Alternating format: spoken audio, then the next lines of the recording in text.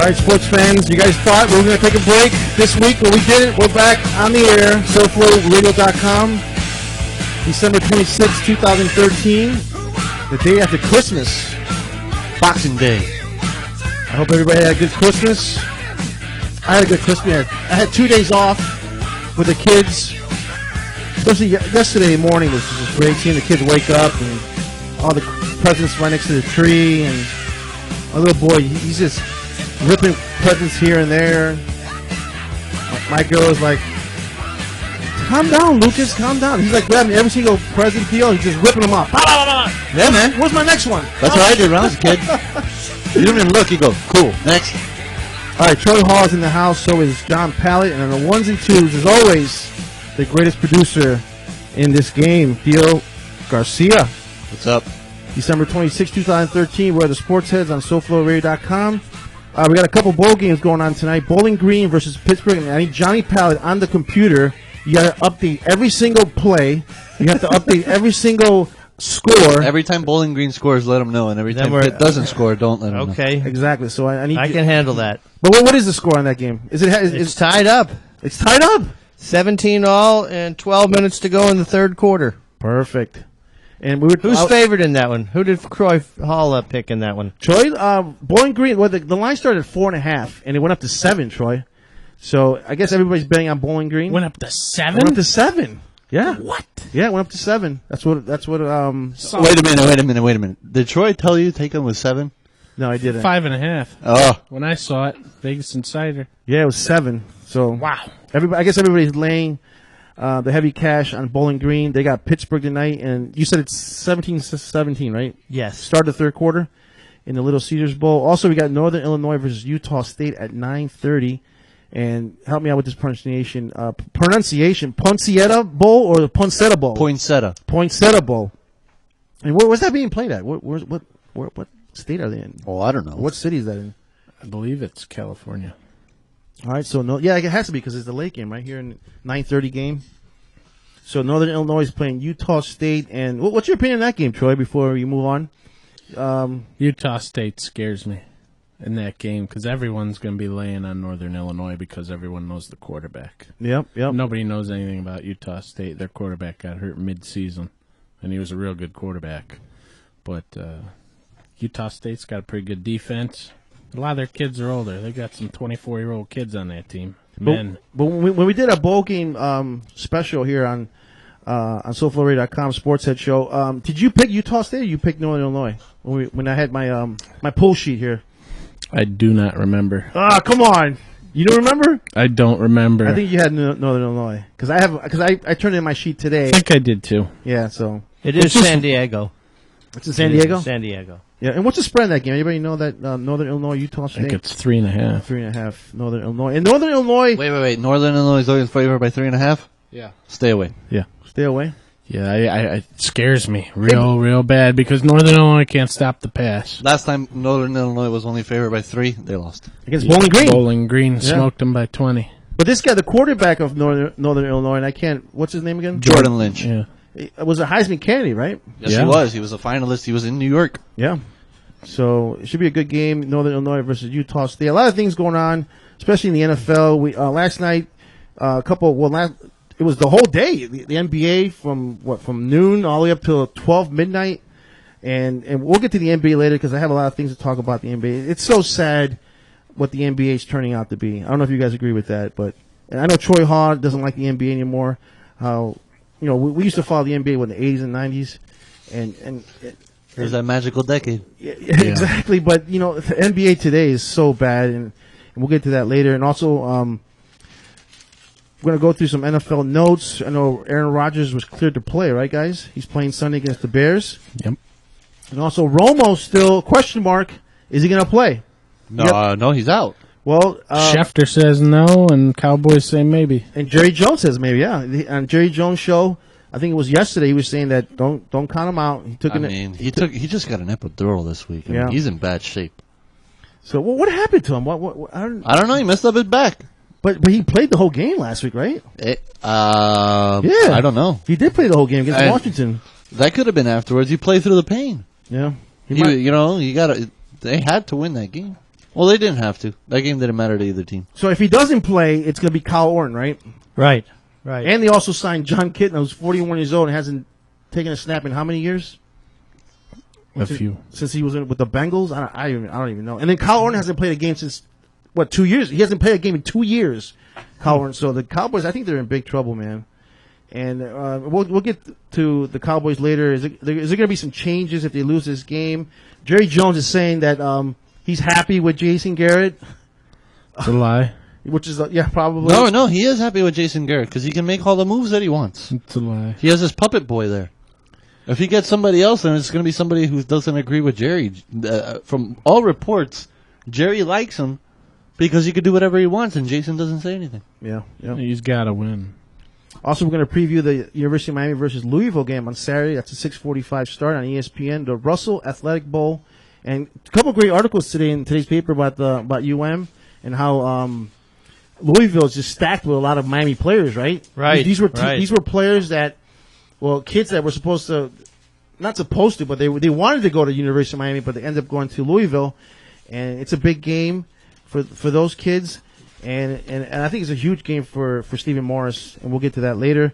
Well, let's start the show, guys, with the scenarios, the confusing scenarios in the NFL. Oh, wait, I got to open that up. Yeah, you got to open. You got to. Everybody turn on their computers. Everybody, open up your newspapers because they could be confusing. Well, let's start with the Miami scenario. Okay, we all know Miami has to win, right? The Miami Dolphins. Okay. Yes. And then the Chargers either have to beat the Chiefs or the Bengals beat the Ravens and the Dolphins are in. Can we agree on that? Yes. That's a definite. Okay. Now, we were talking before the show even started, Dio. What happens if Miami loses, the Chargers lose, Pittsburgh loses, and the Ravens lose? Miami goes. No, Baltimore advances. Baltimore? Yeah. In that tie, for some reason, Baltimore advances. Don't ask Even me. if Baltimore loses? Yeah, I know. That's what I said. It's exactly what I said. But yeah, I looked it up. Unbelievable. That's it. So if Miami loses, the Chargers lose, the Ravens lose, and Pittsburgh loses, Baltimore's in. Baltimore's in. Don't know why. Couldn't explain it to you. But that's what, according to NFL.com. So I don't think they would put lies about their own playoff situation. Ooh. But that's going to be highly unlikely for that scenario I just said. Right? I mean, one of those four teams should win this weekend. All right, so Miami has to play the Jets down here. The Chargers play the Chiefs in San Diego, right? Yeah, and with the Chiefs having nothing to play for because they already got the 5 seed. And the Bengals play the Ravens in Cincinnati. With the Bengals don't need to win this game either, right? They have nothing to play for. No, they don't. Well, they left up that 6th. I think seeding. So they could be the 6th or the 7th? No, the 5th or 6th. Third or fourth. Third or fourth? No, they clinched the division. They clinched the division, okay. Well, I think I don't know if Indianapolis, if they have to play for seeding because of Indianapolis. Although I think it might be a meaningless game. Is there standing in here somewhere? Yeah, there's somewhere. It was the last time you used the newspaper. I know you're a computer guy. Last week? I think that game has some value to Cincinnati, but not Here are the much. standings right here. What do you, John, do you know, does Cincinnati need to win this game? I don't know. I mean, that would give... Yes, they do. Okay. Because if Cincinnati loses Mm-hmm. and Indianapolis wins, then Indy gets the 3 seed. And of course, in true... Oh, no, never mind. They got it right. No, yeah, in true Herald fashion, they don't have Cincinnati clinch the division. God, this paper is awful. Well, how do you... Whoa. Let's confirm that with the computer. Well, Go they on. have- they got an X by I their- confirmed it with math. The Cincinnati's 10-5. The Ravens are 8-7. Well, the X means they clinched a playoff Playoff berth, right. not the division. They clinched the division. Cincinnati clinched the division. Yeah. Everybody clinched the division in the AFC already. That paper's awful. We gotta call Jorge. What's his name? Jorge. Adam Rojas. Beasley. Call Adam Beasley. No. Jorge. No, it's not. Is it Rojas? Yeah, it's Rojas. We gotta call Jorge. All right. All right. So Cincinnati clinched the division. Do they need to? So do they need to win this game? Yes, for the 3 seed. For the 3 seed. And actually, as a matter of fact, because if Cincinnati wins and New England loses, Okay. then Cincinnati gets the 2 seed. No way. Yep. Then Cincinnati has a lot to play for.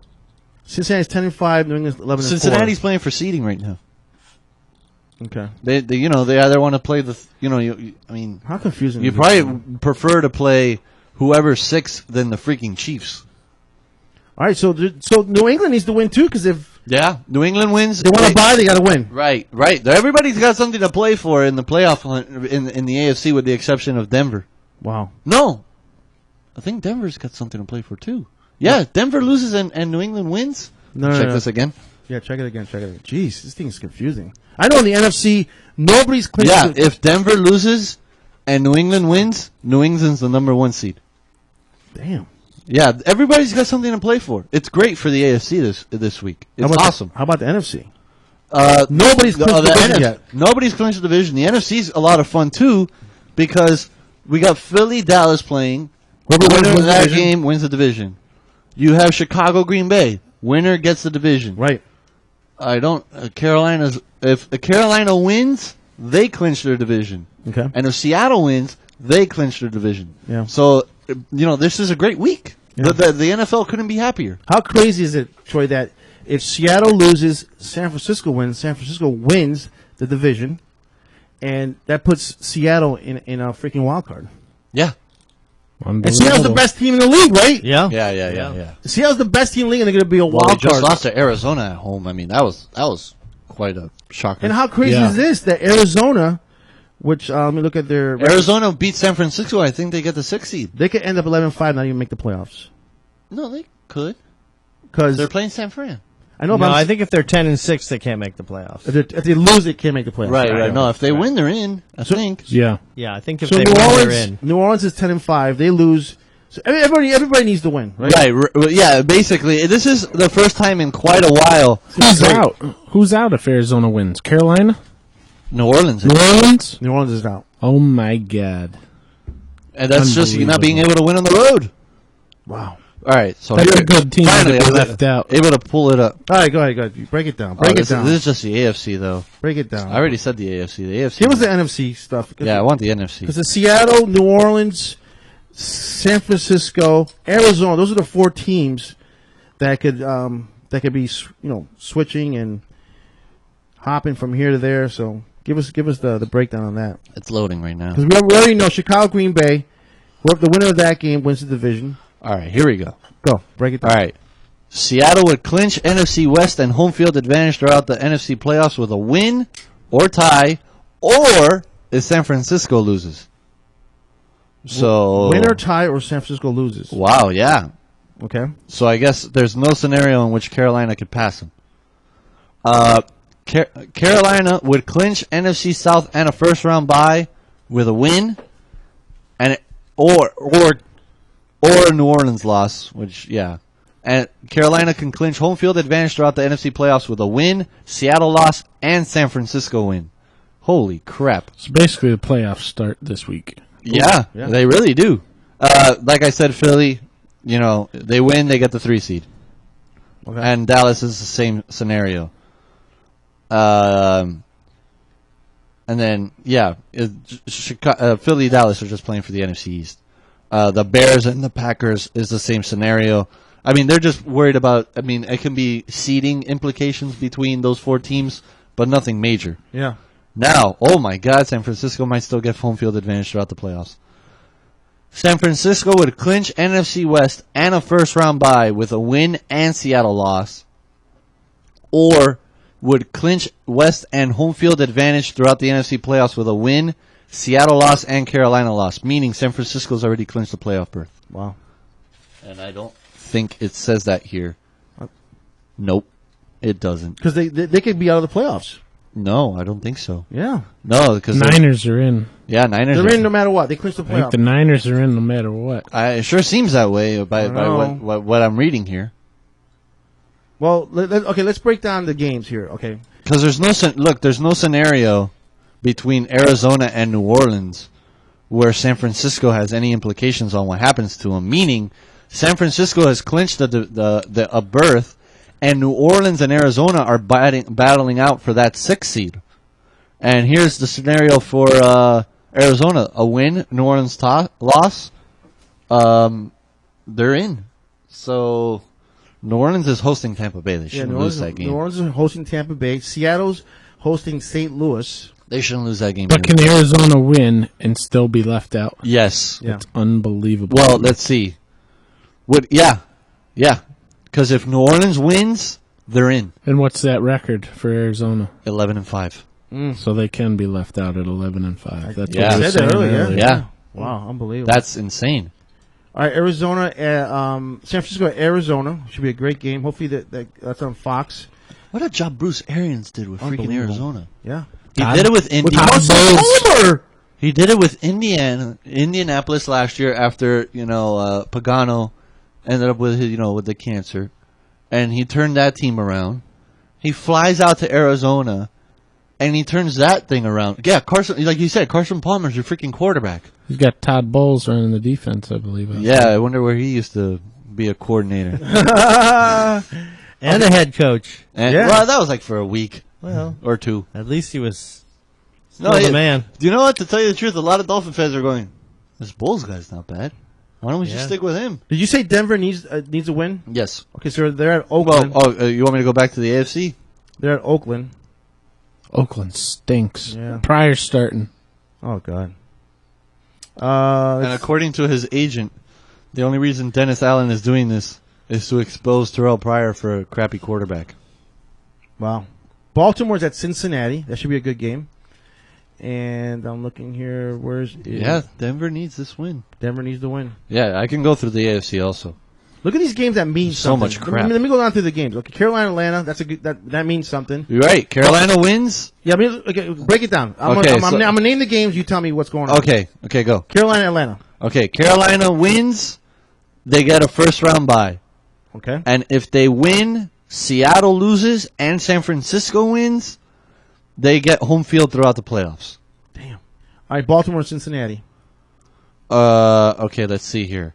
If Cincinnati can clinch a first-round bye with a win and a New England loss, and in Baltimore's case, they clinch a playoff berth with a win, a San Diego loss, And Miami. a win, and a Miami loss. No, either or. Whoever loses. If San Diego loses, I think, they're okay. Houston, Tennessee. Nothing. nothing even remotely, other than that J.J. Watt's going to get Kubiak surgery. loses his job. Yeah. and, He's already lost it. Yeah. And Tennessee's coach goes to Penn State. What, Whoa. Munchak. Inside scoop there. and where's O'Brien Lovie Smith's going to Houston.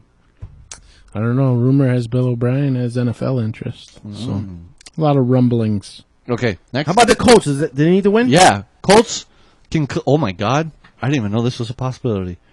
Colts can clinch a first-round bye No way. with Indianapolis win, New England lost, Cincinnati lost. This is No way, awesome. No way. This weekend's going to be No so way. much fun. The Dolphins took the Colts down, man. Right? Right? Yeah, in Indy. On the road, yeah. In Indy. Yeah. I will say this game for later. The Jets, Miami, Detroit, Minnesota's nothing. Washington Giants, nothing. Cleveland and Pittsburgh. Okay, Pittsburgh. Man, Pittsburgh is, praying right now. Pittsburgh can clinch a playoff berth with a win, Okay. a Miami loss, a Baltimore loss, and a San Diego loss. I highly doubt that happens. Are you serious? Anything can happen. though. I mean, Anything. Miami can lose easily against the Jets. I highly doubt it, but I'm not saying it's an impossibility. I'm not saying it's an impossibility. Kansas City could beat San Diego. No, Kansas City got nothing to play for. They're not going to play their Could still guys. beat them. Yeah. And then what Jamal Charles will probably play a quarter. was the other team? You said Miami? Baltimore and San Diego. Baltimore can definitely lose. Yeah. Miami could maybe lose to the Jets. But I don't see San Diego losing this weekend because Kansas City has. They're not. Alex Smith will play some, just not to rest them completely Where's that game? in San San Diego. Diego. San Diego. Ooh. Yeah, they're not gonna start their guys because they got the 5 seed locked up. Yeah. They're not gonna go out there and try to get hurt. All right, we know Green Bay, Chicago. The winner of that game wins the division. Denver, Oakland. We talked about that. Buffalo, New England. New England needs to win to stay at least. Well, New England can clinch a first round bye with a win, Right. and then they can clinch home field advantage with a win and a Denver loss. How about this? Tampa. You said New Orleans cannot make the playoffs this year, Well, if they lose this game, right? and Arizona wins, Mm-hmm. that the Cardinals will knock off the Saints. Damn. It's gonna be fun, man. San Francisco, Arizona. All right, like I just said, Yeah. Arizona wins, New Orleans loses, Arizona's in. San Francisco, on the other hand, they can clinch the 2 seed with a win and the Seattle loss, and they can clinch home field advantage with a win, Seattle losing, and Carolina losing. So, all these teams, I mean, seemingly have something to play for. Yeah. And in the NFC, there's 2 winner go home games. Yeah. Because, the winner of the Philly, Chicago. Philly, Dallas, and Chicago, Green Oh, Bay. yeah, Philly, Dallas, Chicago, Green Bay. That's crazy. KC, San Diego, we talked about that a little bit. Seattle, Yeah. San St. Diego. Louis. Well, you need the San Diego breakdown, right? Yeah, break it down. For San Diego can advance with a win. Miami loss or tie. Baltimore loss or tie. I always love how they always have to put that in there. And then, on the off chance that this happens, if San Diego ties, Miami loses and Baltimore loses, San Diego's in. Oh my God, It's so weird. St. Louis, Seattle. Seattle needs to win, right? Seattle wins. If they win, they get the home They field. get home field throughout. First bye, whatever. Right, that's it. That's all it boils down to. Win, you get the home field advantage. Yep. And then, if they lose, Carolina loses, and San Francisco loses, then they get the Seattle gets a wild card. no. If those trio of teams lose, Yeah.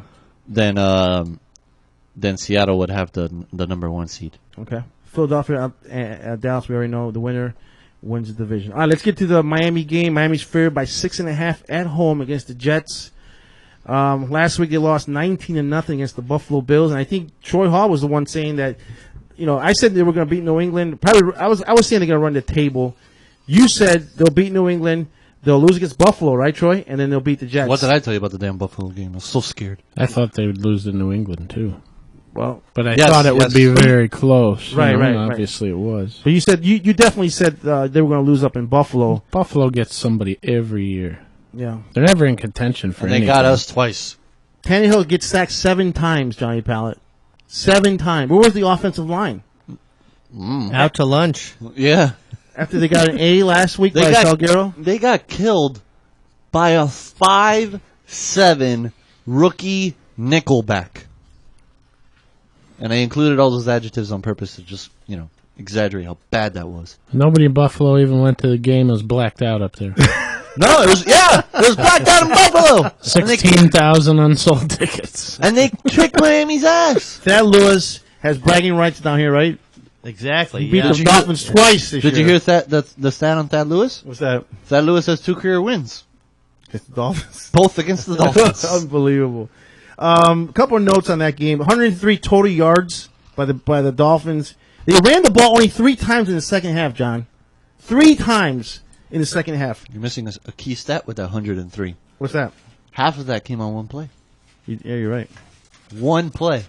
So the offense was atrocious. The defense was terrible.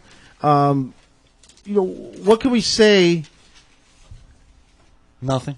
Well, I'm sure What do we have to look for? Well, for this game against the Jets? hopefully they'll bounce back this week. But they, whether it was the weather, or they just weren't prepared to play, or play calling, or the fire alarm going off at the fire alarm in the morning. Yeah, which some former Dolphins said that always happens up there. Of so. course, Buffalo's a They'll look at the tapes and get better. yeah. They will, hopefully. So Buffalo rushed for Philbin better be watching tape all week. 203 yards on Tapes. 51 carries. Sunday, look at this stat. Sunday marked the 9th game this season that Miami quarterback Tannehill has been sacked at least 4 times. So, we were praising the offensive line, the last 2 weeks, against New England, against Pittsburgh, and look at them now. Like, how do you come out so flat like that? How do you come out not scoring a single lousy point against a Buffalo team? It wasn't even. Only won 3 games this year? Look, it wasn't just scoring a single lousy point. They didn't even get him field goal range. And Hartline, how many drops did he have? Like 4? And, No, he had 3, and he had 4 all season prior to this game. Yeah, and Wallace doesn't. The first time I see Wallace make an effort for the ball, and the next time Mike Wallace makes an effort for the ball will be the first time. That guy, they overthrew him, I think, once, but he at no point ever looks like he is running after the ball. And at the end, Tannehill threw a terrible pass. Right. Where two Buffalo, the cornerback and the safety, ran into each other trying to catch the ball. Yeah. But since Mike Wallace decided to just jog it out and just screw it, then the ball dropped. But you saw he was 2 yards away. And if he runs like the Auburn kid does in the Georgia game, he's catching it and taking off, and it's a completely different game. Yeah. He's lazy. That's one of the things that a lot of people don't like about Philbin. He seems like he's matter-of-factly and he's business-like, and he doesn't seem to be that great a motivator. When you go on the road, that's different if you're rolling in there with Peyton Manning and 4 wideouts that are, all pro caliber or whatnot. But when you're rolling in there with Tannehill and some of the other scrubs that are trotting out onto the field, you need to be able to motivate these guys. They didn't look prepared. They didn't look motivated. You look at the bench, they look like they're just wanting to go put on a big jacket and call it quits. They look terrible. When Tannehill Body language was awful. Yeah, when Tannehill got hurt, I was like, I looked at it, and it wasn't so much, that might have been a bad injury, but what I really saw was, oh man, he wants no part of this game. Yeah. And I was so happy that I was wrong and he came back. And Matt Moore came in through an interception. Well, he threw a perfect pass to Brian Hartline. Yeah. And then zip on it, didn't he? Yeah, and then followed it up with a pass right into, I don't even know whose stomach. But I mean, it was a terrible throw. But although I'm still of the mindset that he had a hard snap count, I saw 2 defensive linemen jump for Buffalo, and there was no offside penalty called. Is this the worst loss you've seen in a long time for the Dolphins, John? Well, I think the New Orleans was pretty pitiful. Yeah, too. but we knew that was happening. Like, we all had a feeling the New Orleans game was going to be bad. But this game meant so much.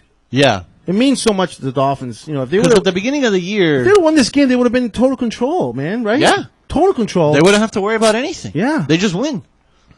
If they just win in Buffalo, win at home against the Jets, you're in. Yeah. You don't have to worry about San Diego or Baltimore. Going back to you, John. Yes or no? One of the worst losses you've seen in a long. I'm not saying the history of the Dolphins organization, but in a long time. I thought, man, they were. They've only won 3 games. Is the Buffalo only won 3 games this year? No, they won more than that. 3 or 4? 5. 5 wins. Okay, 5. You understand? Now 6 right wins, but 6. They had some uninspired performances last year too. So, yeah. I mean, I think it was probably just a combination of factors, but I think the weather certainly helped the poor mindset, and they just certainly it was worse didn't weather play in like they Pittsburgh. were ready. But worse weather in Pittsburgh, right? Or no? Well, Pittsburgh was snowing. I mean, you'd think if they could handle Pittsburgh, they could have handled that game in Buffalo. Right. But maybe they just maybe because it was raining, they didn't want to. How do you abandon the running game like that? Well, they were behind at halftime, so and they weren't moving the ball, so.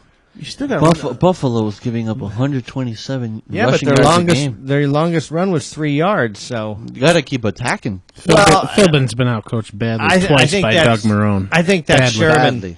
The problem with Sherman, I mean, I didn't see one pitch to the outside. I didn't see any direction. Everything was up the middle on the shotgun. It was a super vanilla off after you had a predictable. Nice, I was reading right. After you had a completely unpredictable, a great complex play calling in against New England, then you follow it up with that game. Yeah. I mean, I shut up. I had nothing to say about Mike Sherman in the New England game. The only problem I had was Tannehill was still giving it away with the go crap. And Brian McKinney came out and said, it's like they knew what we were doing. Yeah, he did say that, yeah. Yeah, no doubt, because your quarterback gives it away every time. Somebody's finally paid attention. Probably Doug Marrone was going, have you guys noticed this dude says that every time? If you hear go, take off running and hunt him down. All right, so Miami's a 6.5-point favorite down here against the Jets. What needs to happen? Let's start with John. John, what do you think needs to happen for the Dolphins in order for them to win this game against the Jets? They already proven they could beat those guys. They went up there and beat them. This is a big game, huge game. This is going to tell us how prepared, how disciplined the Dolphins are, because, like I said, this is probably the biggest game of the year. What do you think?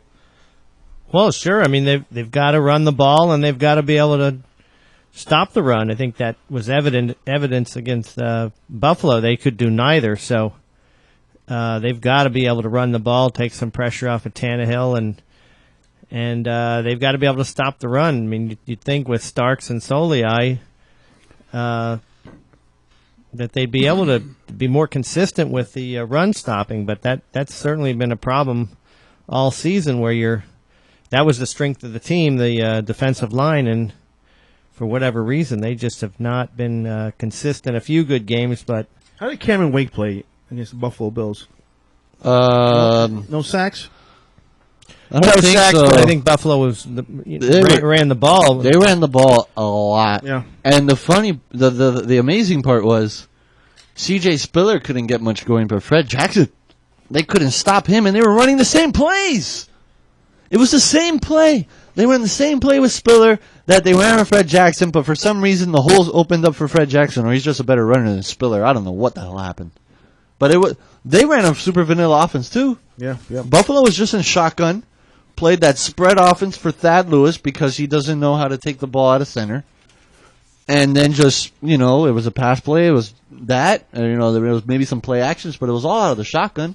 Well, I did see some plays where they faked the end around there. Right. With so I think even that's going to take one or two guys away from the initial point of attack, and you just don't see that with the Dolphins. And but I think that's why we didn't hear of Cam Wake. They just didn't throw the ball that much, and Spiller actually ended up with 77 yards. So how many carries though? 20 carries. Damn. Yeah. He didn't average that many yards a carry. Yeah. Yeah, he didn't break 4. Fred Jackson, sorry. That guy was... Yeah, about 6 yards a carry. Yeah, he couldn't stop him. Yeah. How many yards did he rush for? He had 111. Damn. Well, they did have 203 yards on 51 carries total, the Buffalo Bills. Troy, the Jets defense, is this still a good Jets defense, which was predicted, before even the season started? They said the Jets defense was probably the best best part of the team. You think the Jets are sort of similar to the Buffalo defense? Can they give the Dolphins some trouble here? I think the Jets can give Miami trouble, yeah. Their defense. They have a good defense, but I think Miami's going to win the game. I think they're going to be able to get pressure on Geno Smith, and they're going to probably win the game by 7 to 10 points. The Jets' offensive line? Mediocre? It stinks. I mean, there isn't that many great lines in the league this year. But everybody's taking a lot of sacks, and there's been so much Jets passing. are no different. There's been so much passing that you don't even... I mean, Philadelphia running the ball, but that's a lot of scheme. Yeah. But there hasn't been like a dominant offensive line. Like we saw Minnesota's rushing offensive line was very good last Denver's year. was really good until they lost their left tackle. Peyton Manning had all day, and then now he has to make his decisions a lot faster. The Steelers usually have a good offensive line. Yeah. But they had a lot of injuries too. Yeah.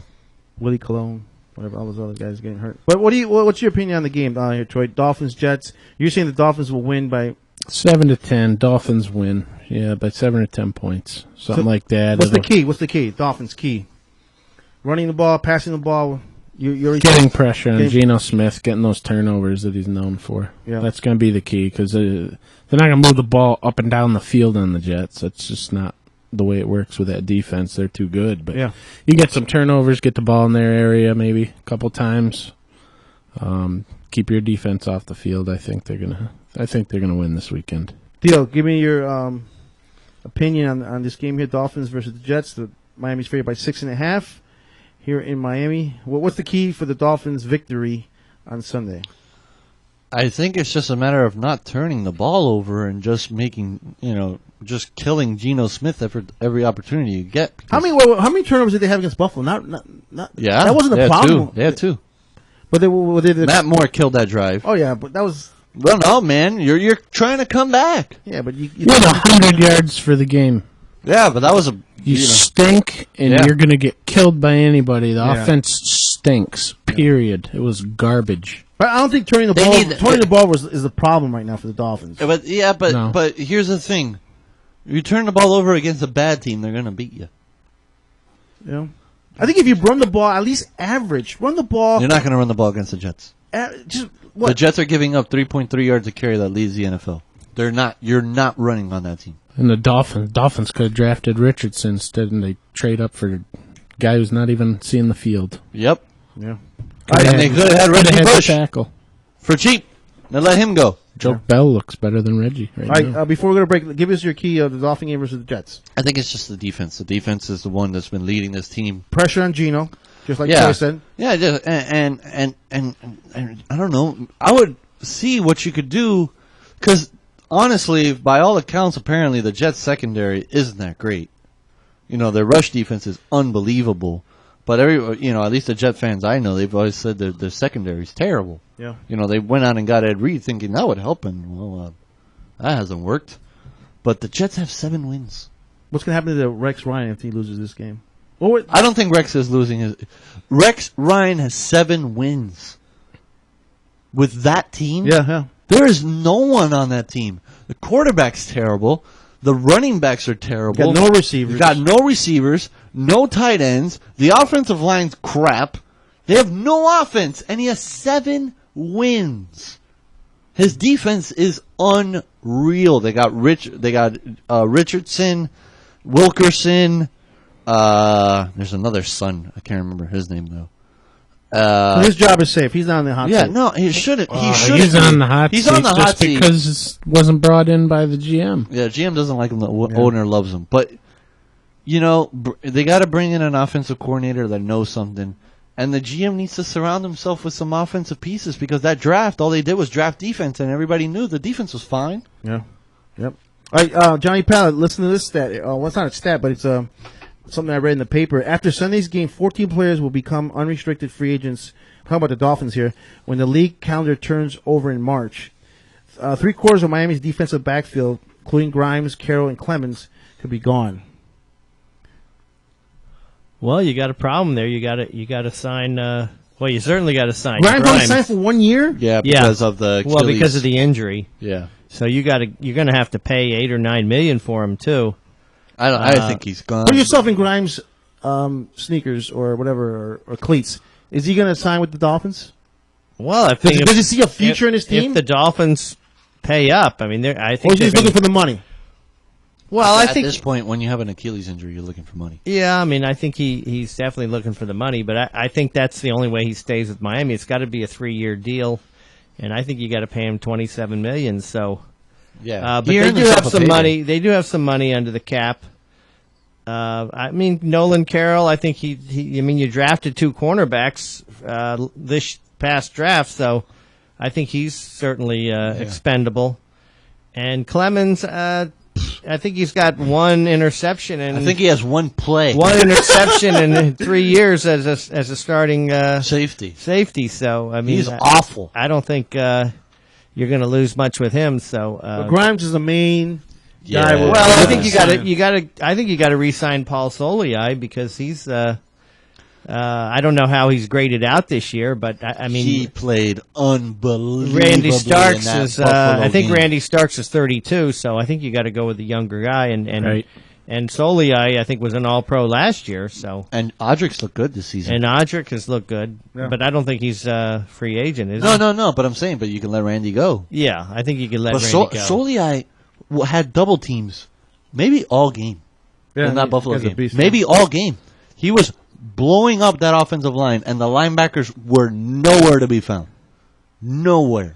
Yeah, that was another Ireland blunder. Carlos Dansby leads the league in tackles, and you get rid of him for And he's and Ellerby ask Arizona And Wheeler. if that defense and needed, Wheeler.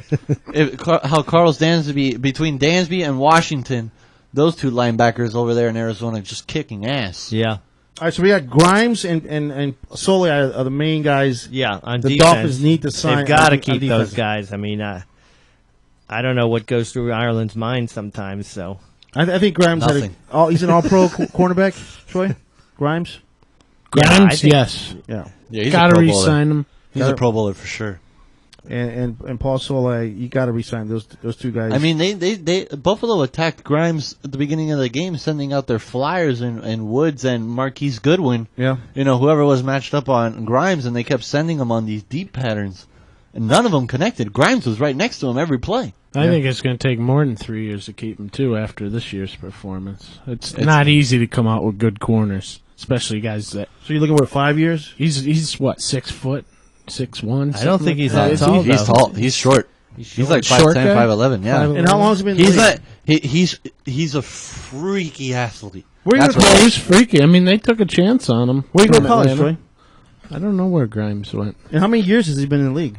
Quite a while. He was with. Quite a while? He had to be. I think he he's- must have spent like 6 years I think with. he's 30 years old. Yeah, Yeah, he but must have. wasn't for that injury. He He's commanded a lot all right, more. He's 5'10", so answer that question. He's 30 years old. Yep. That answers And that question. Where'd he go to college? He went to college at Shippensburg University. What the hell? Pennsylvania. Shipping. Wow. Wait, hold on, that? Jesus. I was about to say. Division 3. All right, so he played 1 year with the Falcons, Yeah. 1 year with the Hamburg Sea Devils. Oh, my God. I don't know what the hell that is. Is that Canadian football? Hamburg, Germany. It's NFL Europe. And 5 with the Falcons. So if you were going to include a stint in Germany, 7 years. I don't think the Dolphins signed 5. He's 30 years old already. I'm thinking he might get 4 from somebody.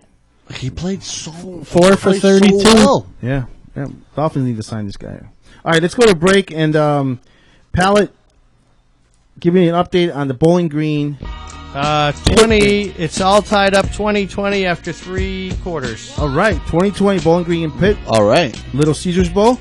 And also at 9:30, Northern Illinois versus Utah State. All right, when we come back, we'll do some college football. We'll do a couple bowl games, and we'll tackle the UM versus Louisville Saturday at 6:45 on ESPN. This is SoFloRadio.com. We are the Sports Heads. Don't you move.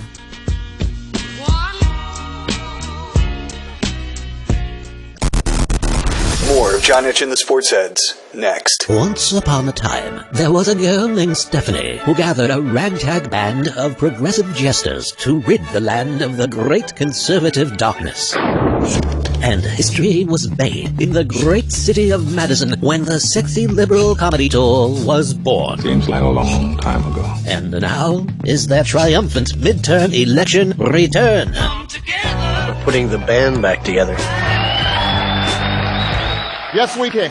On March 29th, Stephanie Miller and her merry marauding collection of sexy liberal comics will return to where it all started, the Barrymore Theater in Madison, Wisconsin. Tickets are available online at barrymorelive.com. Don't miss the midterm mayhem and an early Scott Walker retirement party. Take care now. Bye-bye then.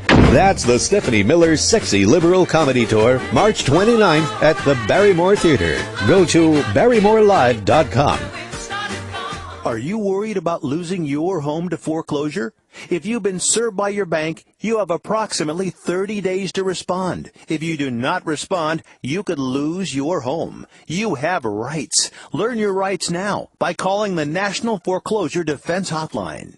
800-818-9735, 800-818-9735, 800-818-9735, 800-818-9735. Did you know that birthday parties help build confidence in kids? Yeah. Did you know that giving kids less sugar before bedtime helps them sleep better? Oh, totally. Did you know that friendly kids have more friends? Everybody knows that. Hey, guys, did you know that most people think they're using the right car seat for their kid, but they're not? I didn't know that. Parents who really know it all know for sure that their child is in the right car seat at the right age and size. Visit safercar.gov/the right seat to make sure your child is protected. Brought to you by the National Highway Traffic Safety Administration and the Ad Council. When you're ready to actually lose weight safely and steadily while being monitored by a physician, the Weight Loss Clinic of Dr. Kim Jacobson is there for you. The family medicine practice was established by her father in 1956 and continues as a medical practice that now specializes in weight reduction. Dr. Kim Jacobson joined the practice 20 years ago as both a family medicine practitioner and weight loss specialist. The Weight Loss Clinic utilizes a combination of appetite suppression medication and vitamins to produce great results, usually 3 to 4 pounds per week for most patients. Now you can change your lifestyle while still enjoying your own food, just less of it. They offer a choice of 2, 3, or 4-week plans. So whether you just need to lose a few pounds or a lot, the Weight Loss Clinic of Dr. Kim Jacobson can help you. They're located at 5454 Northeast 4th Avenue in Miami, just 2 blocks west of 54th Street and Biscayne Boulevard. Call them at 305-751 305-751-0091. They'll be happy to answer any and all of your questions. That's 305-751-0091. Get started on a beautiful new body today with Dr. Kim Jacobson and the Weight Loss Clinic. Say, remember when radio was fun? Now it's dead. Because deregulation has allowed one massive corporation to spread its tentacles like a giant octopus, absorbing radio stations around the globe. And that's why you hear this.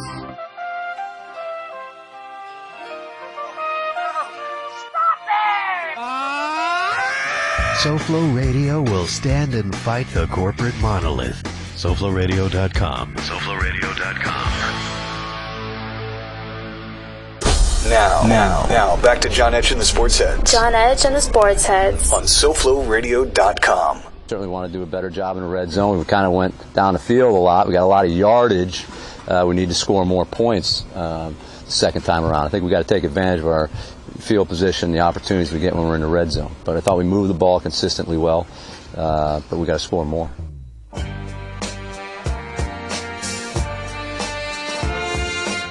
Obvious. Coach Philbin. He's so bad. All right, pal, give me an update. Bowling Green. 11 minutes to go in the fourth quarter, 20-20. Who has the ball? Who's got the ball, Troy? Pitt's got the ball in their own 26, first and 10. Look at the paper has him at 4.5. Wow. I think I got gypped. Me too. All right, the Poinsettia Bowl. How do you pronounce Poinsettia. Is that right there? Yeah. Poinsettia. Yeah, Poinsettia that's Bowl. But it has an I in there. It's Poinsettia. No. Whatever. Poinsettia. No. Poinsettia in if you're speaking Spanish, but in English it's poinsettia. All right, Northern Illinois, they're a 1-point favorite over Utah State. That game is at 9:30. We got a couple games tomorrow, guys. The Military Bowl, Marshall and Maryland, and also the Texas Bowl, Minnesota and Troy Hall's Syracuse team, and a couple, friends of mine saying Syracuse is a team to look out for in this game. Do you agree or disagree in this game here, Troy? Minnesota favored by 4 over Syracuse. Syracuse is a crazy team, but I think they're a couple years away. They have a first-year coach, and quarterback's only been in there half the year, and I don't know if they're going to beat Minnesota. I don't like it at all. You don't like it at all? No. And what time is that game tomorrow? 6 o'clock. Yeah. All right, in the Marshall, Maryland. Marshall, Maryland. What do you think about that game? Marshall, Maryland. You said Marshall has a really good quarterback, right? Marshall's got a very good quarterback from Miami, Rakeem Cato. Where'd he go, Johnny? Springs, Miami Springs. Miami Springs? Wow. Very good quarterback. Marshall's coach, his name is Doc Holliday. He coaches. Didn't he just retire from baseball? Doc Holliday. No, he was the offensive coordinator who recruited all. Matt Holliday. No, Roy. Oh, Roy Halliday. Halliday. Yeah. No, Holliday was offensive coordinator for Urban Meyer when he recruited all those teams that won the title. Florida? Yep. Wow. He's the best recruiter of Florida in the country, they say. Jameis Winston wins AP Player of the Year, won the Heisman, and I think he won the Maxwell, too. I think he did win the Maxwell. I'm looking at it right here. Or the Walter Camp. He won the camp. Yeah. 39 out of 40 votes. Karen, I think, And won also the the Maxwell. Davey O'Brien Quarterback of the Year, and also the ACC Player of the Year. So congratulations, Jameis Winston. Is he going to leave if they win the national championship? No, he can't. He Can't leave. Oh, he One can't more leave. I year. forgot. I always forget about that rule. One more. Jeez. Benjamin can go. He's not going to play his 4 years at FSU, right? He's gone next year. He's gone next year. He's the number 1 pick in the draft. Yeah. It's not even close. He'll be He would've been number one number this year. Yeah, this year. He's a freak. He's way I don't know what better kind of lab he was made. Probably the same lab that LeBron came out of. Seriously. And how he can hit every throw when he can't even see the play call because he's not wearing his stupid contacts. He's there squinting the entire time. No, with the last game he wasn't squinting though. That last night game, the Duke game, I didn't see him squinting. He squints a little the entire game. It wasn't as exaggerated. Here's the thing: they didn't show it as much as they did in the Miami game. Yeah. Well, I didn't see him squint, but you could be right, Dio. He doesn't wear his contacts. Dio's always right. No, he doesn't wear his contacts for the game. That's one of the biggest problems the coaches Why have. does he do that? Doesn't like them. He doesn't like playing with contacts on. And he can see. Wow. Well, that's the amazing thing that he can see. But it's like in golf, John. When like the guys that wear the sunglasses, they take them off to hit a shot, but when they're walking down the fairway, they put them back on. Yeah. Like when I'm playing, I like to wear the sunglasses throughout the whole round. I don't know do you think they see better without the glasses, or I don't understand that. Like Tiger, if he's wearing sunglasses, when he's ready to hit a shot, he takes them off or puts them on top of his hat, and then he hits a shot, and then he puts them back on when he walks down the fairway. I don't know. We'll have to have a tour caddy and ask him that. I don't know why they would do that. But you've seen that before, right? Yeah. Yeah. Like I mean, I like to wear them the entire round, but maybe they feel like that's why you guys they see haven't the won ball a better. Masters. That's right. That's why we're yeah. Well, we're better than Weekend Warriors, but we're not at the elite level. UM is playing Louisville on Saturday, 6:45 on ESPN, the Russell Athletic Bowl. Great articles in the Herald talking about the Louisville team, and there's a bunch of guys or a bunch of kids on that team that are from Miami, and even I forgot the name of the kid that said, he's UM in the heart, but he's really Louisville, during the games or however you want to put it. But it might be Bridgewater because I know. I know he wanted to come to the U, but then when Shannon got fired. But it wasn't. It was some kid. Eli Harris. Rogers? Is it more? No, some kid Harris, I think. Is it in here? Yeah, it's in there. Look it up. But what's it called? Bridgewater. What is he? He's a junior now, Troy. He's not. Bridgewater's a junior. Right. Pitt just scored. Jesus. I said Johnny Powell gave me the updates, not Troy Hall. Damn it. Troy gives me bad luck. No, the score was on the board before I told you. Oh, okay. But getting back to the Louis, I think this is a big game because number one, if UM wins this game, they have won 10 games in a long time, right? Right. So it'll be a 10 game win season for them, and also a big game for Louisville because like we were saying earlier, there's a lot of kids in that team at that school that are from Miami, and obviously they want to win the game. And there's a lot of bragging rights in this game. So, what do you see in this game here, John? UM is favored by. Louisville's favored by 3.5 on Saturday at 6:45 on ESPN. What do you see in this game? Well, I see a shootout. I see a lot of scoring. Although Louisville's defense is ranked obviously better than the Hurricanes, and that's what scares me about Miami. They're 59th in scoring defense, 81st in rushing defense, 71st in passing yards allowed. So I don't think Miami's going to be able to stop Bridgewater and his talented core of receivers. But I think Miami will be able to move the ball, even though Louisville's defense I think is better than Miami's. But so I see a high-scoring game, but I just see I don't think Miami can outscore them. I think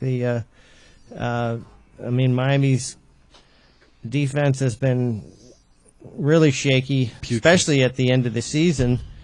And, I guess they had a few stops against Pittsburgh, but Savage is not the quarterback that Teddy Bridgewater is. But he's looking good today. He's looking good today against Bowling Green. But I'm sorry to interrupt you.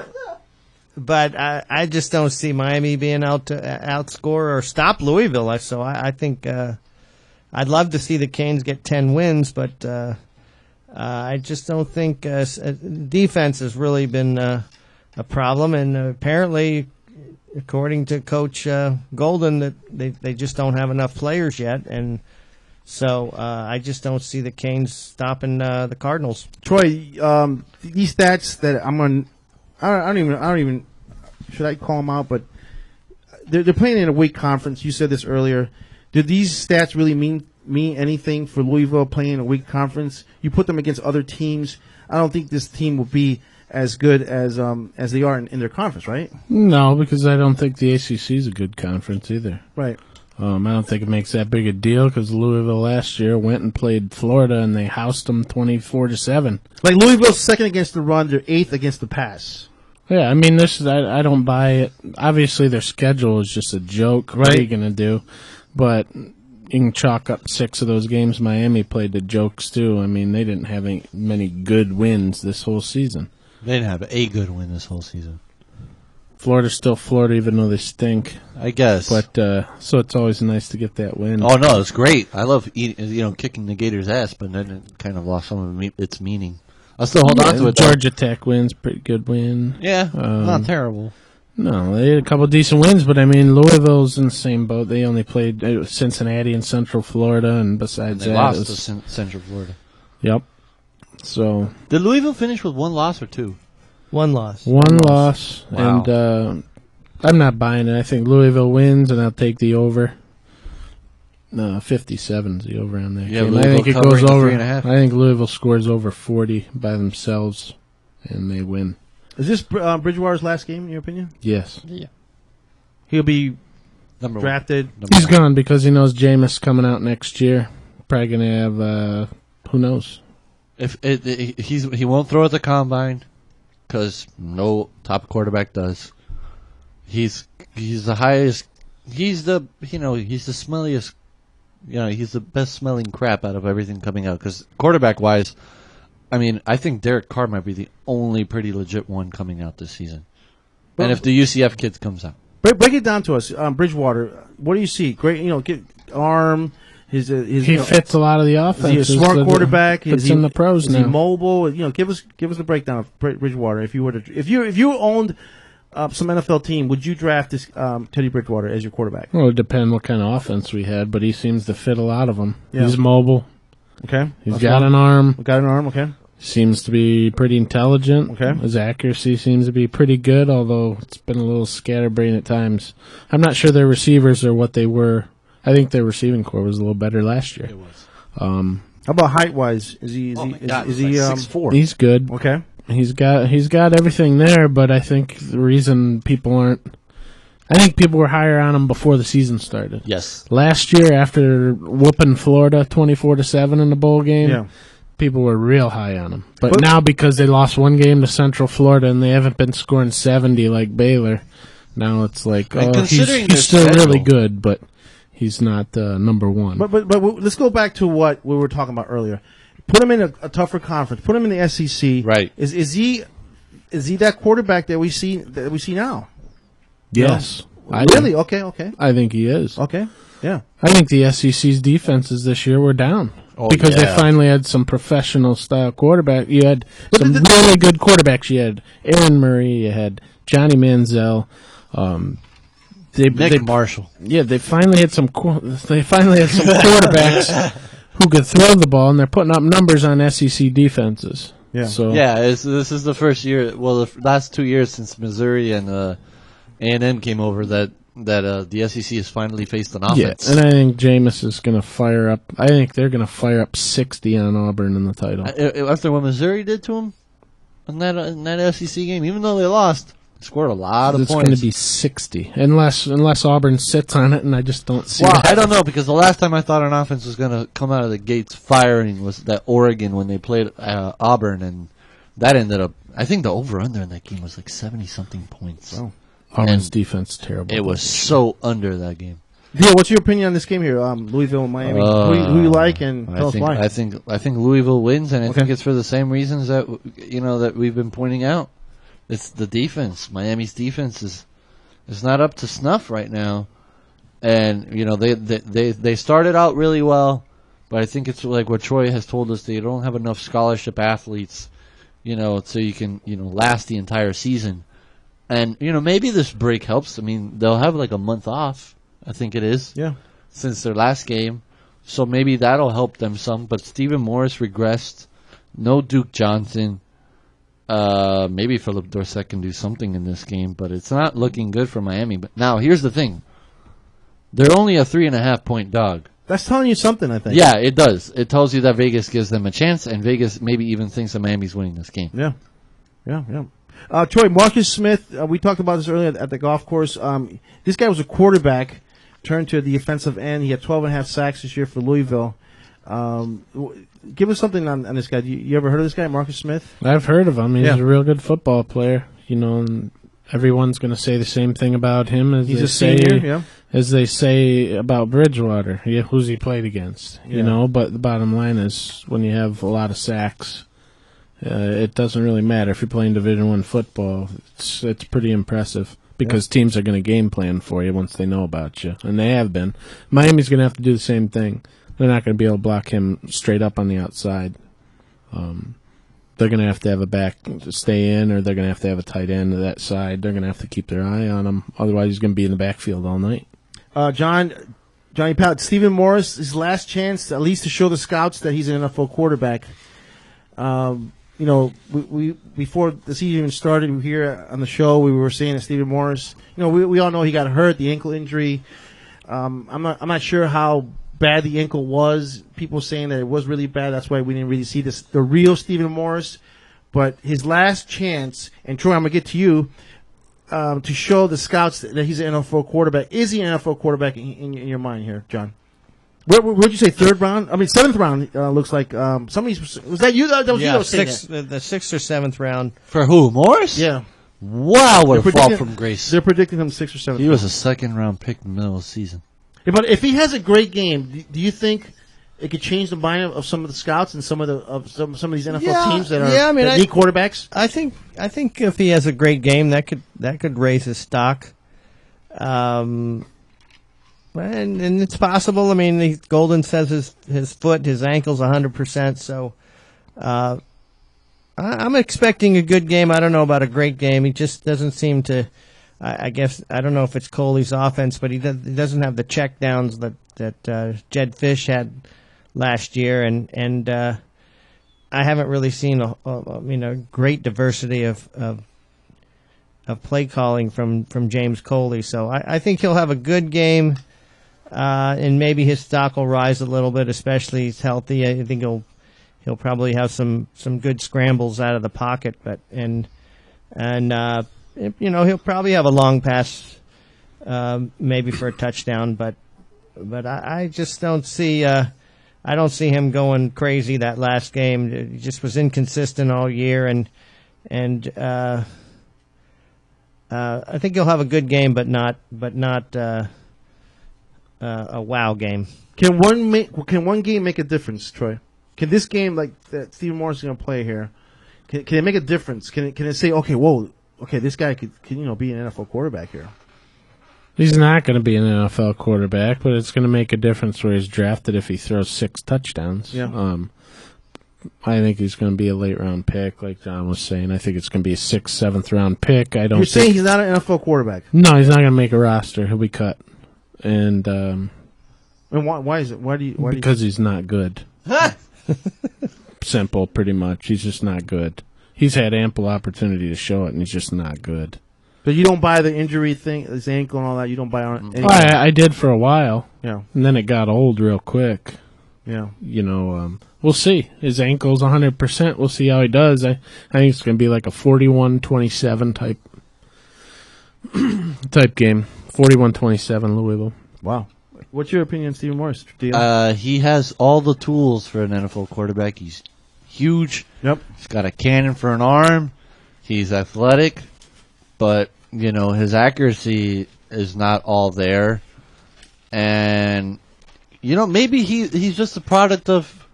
I think he's had a different offensive coordinator almost every year. From his freshman year to senior. He must have had, 3 coordinators, John?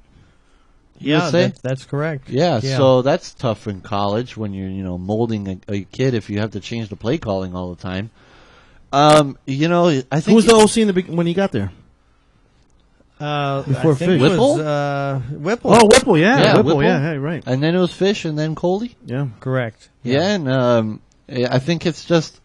I think he might be just a victim of not good coaching.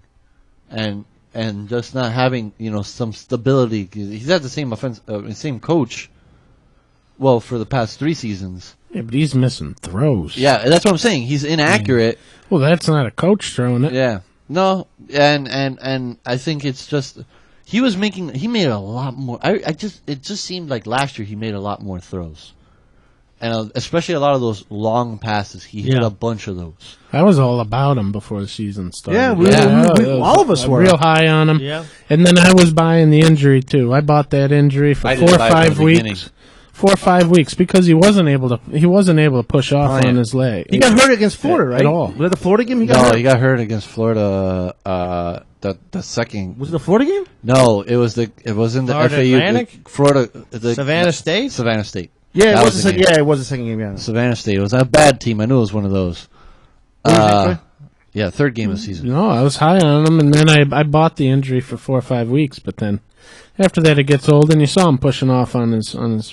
Saw him running. Yeah, he was doing whatever he wanted to do. It was getting a little bit better, and after a while, you're going to be nicked up in the NFL anyways. If you can't play nicked up, then you can't play in the NFL. He's a lot like the backup quarterback. I mean, right? you got a guy. He's a Ryan Mallett. Rodgers is going to play with a banged up collarbone. It's broken. Yeah. Hey, Romo's going to play with a broken back. I mean, this kid can't play on a bum ankle. I mean, he's had what? How many good games the whole season? Can you say where he lit it up? Has he had any? I think he had one. In Savannah State? The USF. Savannah State. The USF game. You just keep waiting for that breakout game. You're waiting for Miami to light it up. You're waiting for him to have 5 touchdown passes, and it never came. No, but maybe there's some coach that takes him under his wing and he pans out. But I think he's a lot like Ryan Mallett coming out of Arkansas, giant arm, and he's backing up Brady. I think Ryan Mallett's 6'8" and was putting up huge numbers at Arkansas. Right, that's true. Miami's produced a lot of good quarterbacks. Did you guys know that Stephen Morris ranks 3rd in passing yards? So what? All time at UM. They threw the ball a lot more in this time than they did. Played a lot of games. Yeah. But I'm saying, like, you would have never thought. We were. What are you doing? This segment's been criticizing Stephen Morris. Look he's the 3rd all-time leading passer. Yeah, but look who was number 2. Yeah, I know. Ja'Cory Harris. Who's number 1? I mean, I think a lot of that is the product of how many years you play. Guess. You're a UM fan. Back in the day, you didn't play 4 years, so... you're right. Is one Ken Dorsey? Ken Dorsey, yeah. Ken because he Dorsey. threw the ball more with those teams. 9,560 And he never made in the NFL, so... No, because Gino Torretta and Vinny Testaverde didn't break 3,000 when they won their Heismans. Well, they didn't play all 4 years, though. Game was different back 3,000 then. yards in a season. 3,000 a season. Right, that's what I'm saying. Game That's why was these guys different. have so much more numbers, because they're throwing the ball a lot more. Yeah, it's way different. The number of snaps you get in a game now is At unbelievable. least Stephen Morris didn't throw 5 pitches. Did Ja'Cory play with Bridgewater at Northwestern? No, he was in front of him. I think Bridgewater was a sophomore. I think I read that in the article. When Ja'Cory got recruited by Miami. Yeah. When Ja'Cory was a senior. And when Ja'Cory committed to Miami, Bridgewater committed to Miami as a sophomore. He was supposed to come right away. Well, he was going to come, but Right, and Shannon, then Shannon got fired. Bowling Green scored. Yes. A lot of players said that, with Randy Shannon being gone, they said we're not coming to Miami, we're going to Louisville, or we're going to other schools. Yeah. All right, Kenny Dorsey, 9,565 yards. Ja'Cory Harris had 8,826, and then comes Stephen Morris at 7,000. And who knows how many yards he's going to throw on Saturday. And then Gino Torretta, Vinny Testaverde, Craig Erickson, Ryan Clement, Bernie Kosar, Kyle Wright, and then Steve Walsh. Where's Brock Berlin? Brock Berlin. Well, he didn't play. How many years did he play in Miami? Like 2 years? A year and a half? 2 years? I don't know. He was responsible for one of the best games I've ever seen in person. Yeah. Who's the greatest all-time UM quarterback, Johnny Power, in your opinion? That's not even close. Well, I think Bernie Kosar. Yeah. Bernie Kosar. I mean, Testaverde was great too, but I'd say Bernie Kosar. He had a bad game against Penn State. If Yeah. it wasn't for that game, I think he would have. If it wasn't for 5 picks, God. and they only lost 14-10 because the defense was unbelievable. Yeah. And there's one guy who will tell you about that game over and over again. Yeah. Who's your Pallet got it. What was the insight? Nothing. I'm not going to say it. Say it. It's gone. Come on, say it. Gino Torretta should have never won the Heisman that year. Oh, Troy got it too.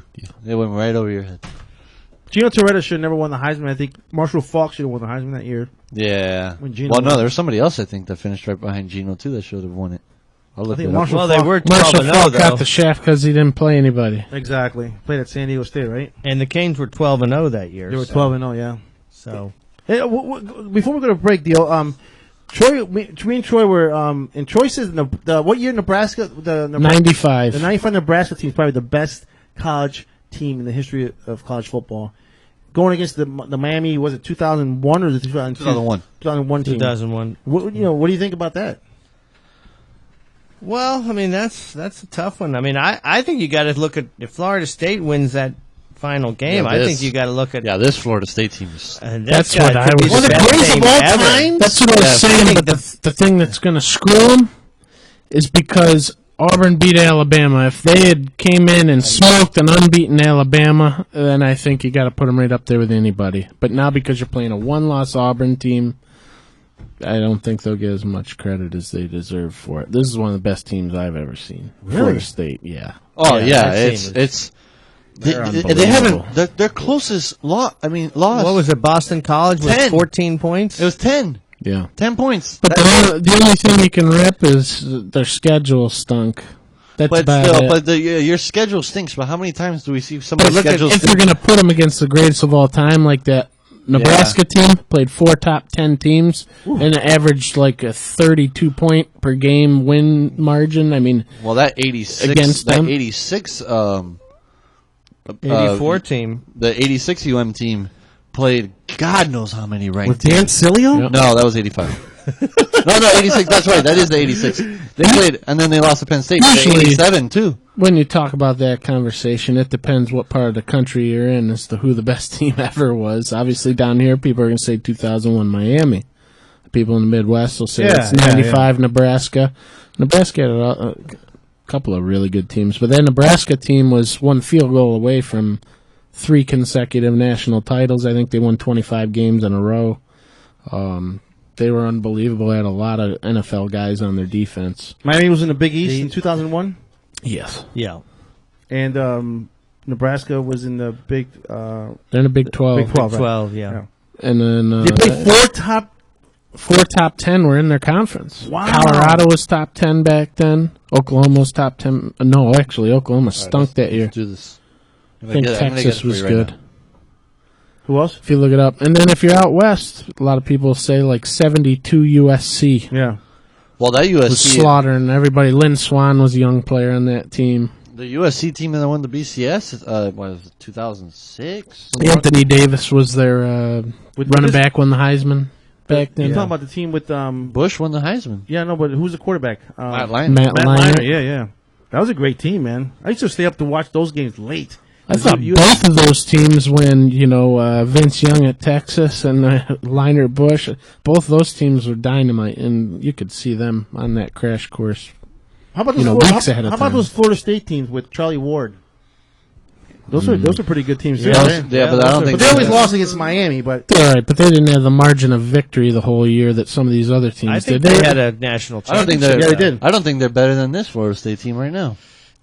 I think this is the best Florida State team ever. Yeah. In no the question. That's my opinion. They're they're still young too, right? They didn't lose anybody. No, well, they could bring back their tight end, 2 of their wide receivers, their entire offensive line, but their center. Yeah. All 3 running backs, and Jameis Winston. So almost your whole offense can come back. And I don't think it will, though. Wow. All right, Herb Waters on crutches.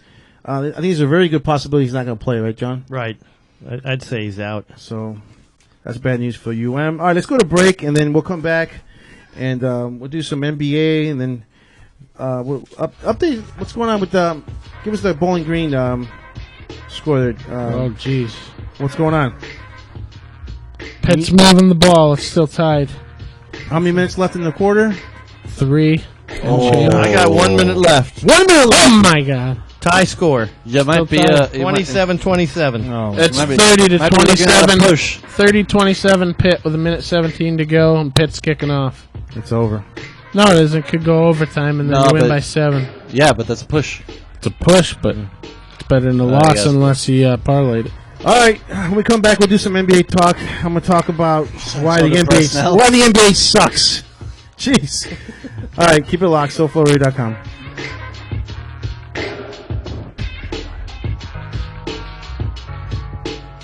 Stay tuned in. Tuned in to John Etch and the Sports Heads John Edge and the Sports Heads on SoFloRadio.com.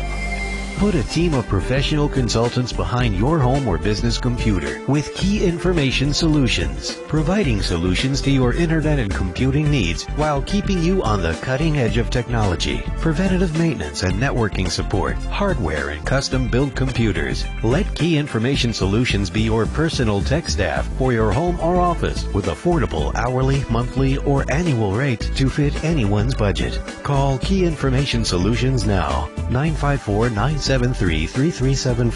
That's 954-973-3374. Or visit keyinformation.com. Today in school, I learned a lot. In chemistry, I learned that no one likes me. In biology, I learned that I'm fat and stupid. In English, I learned that I'm disgusting. And in gym, I learned that I'm pathetic and a joke. The only thing I didn't learn in school today is why no one ever helps.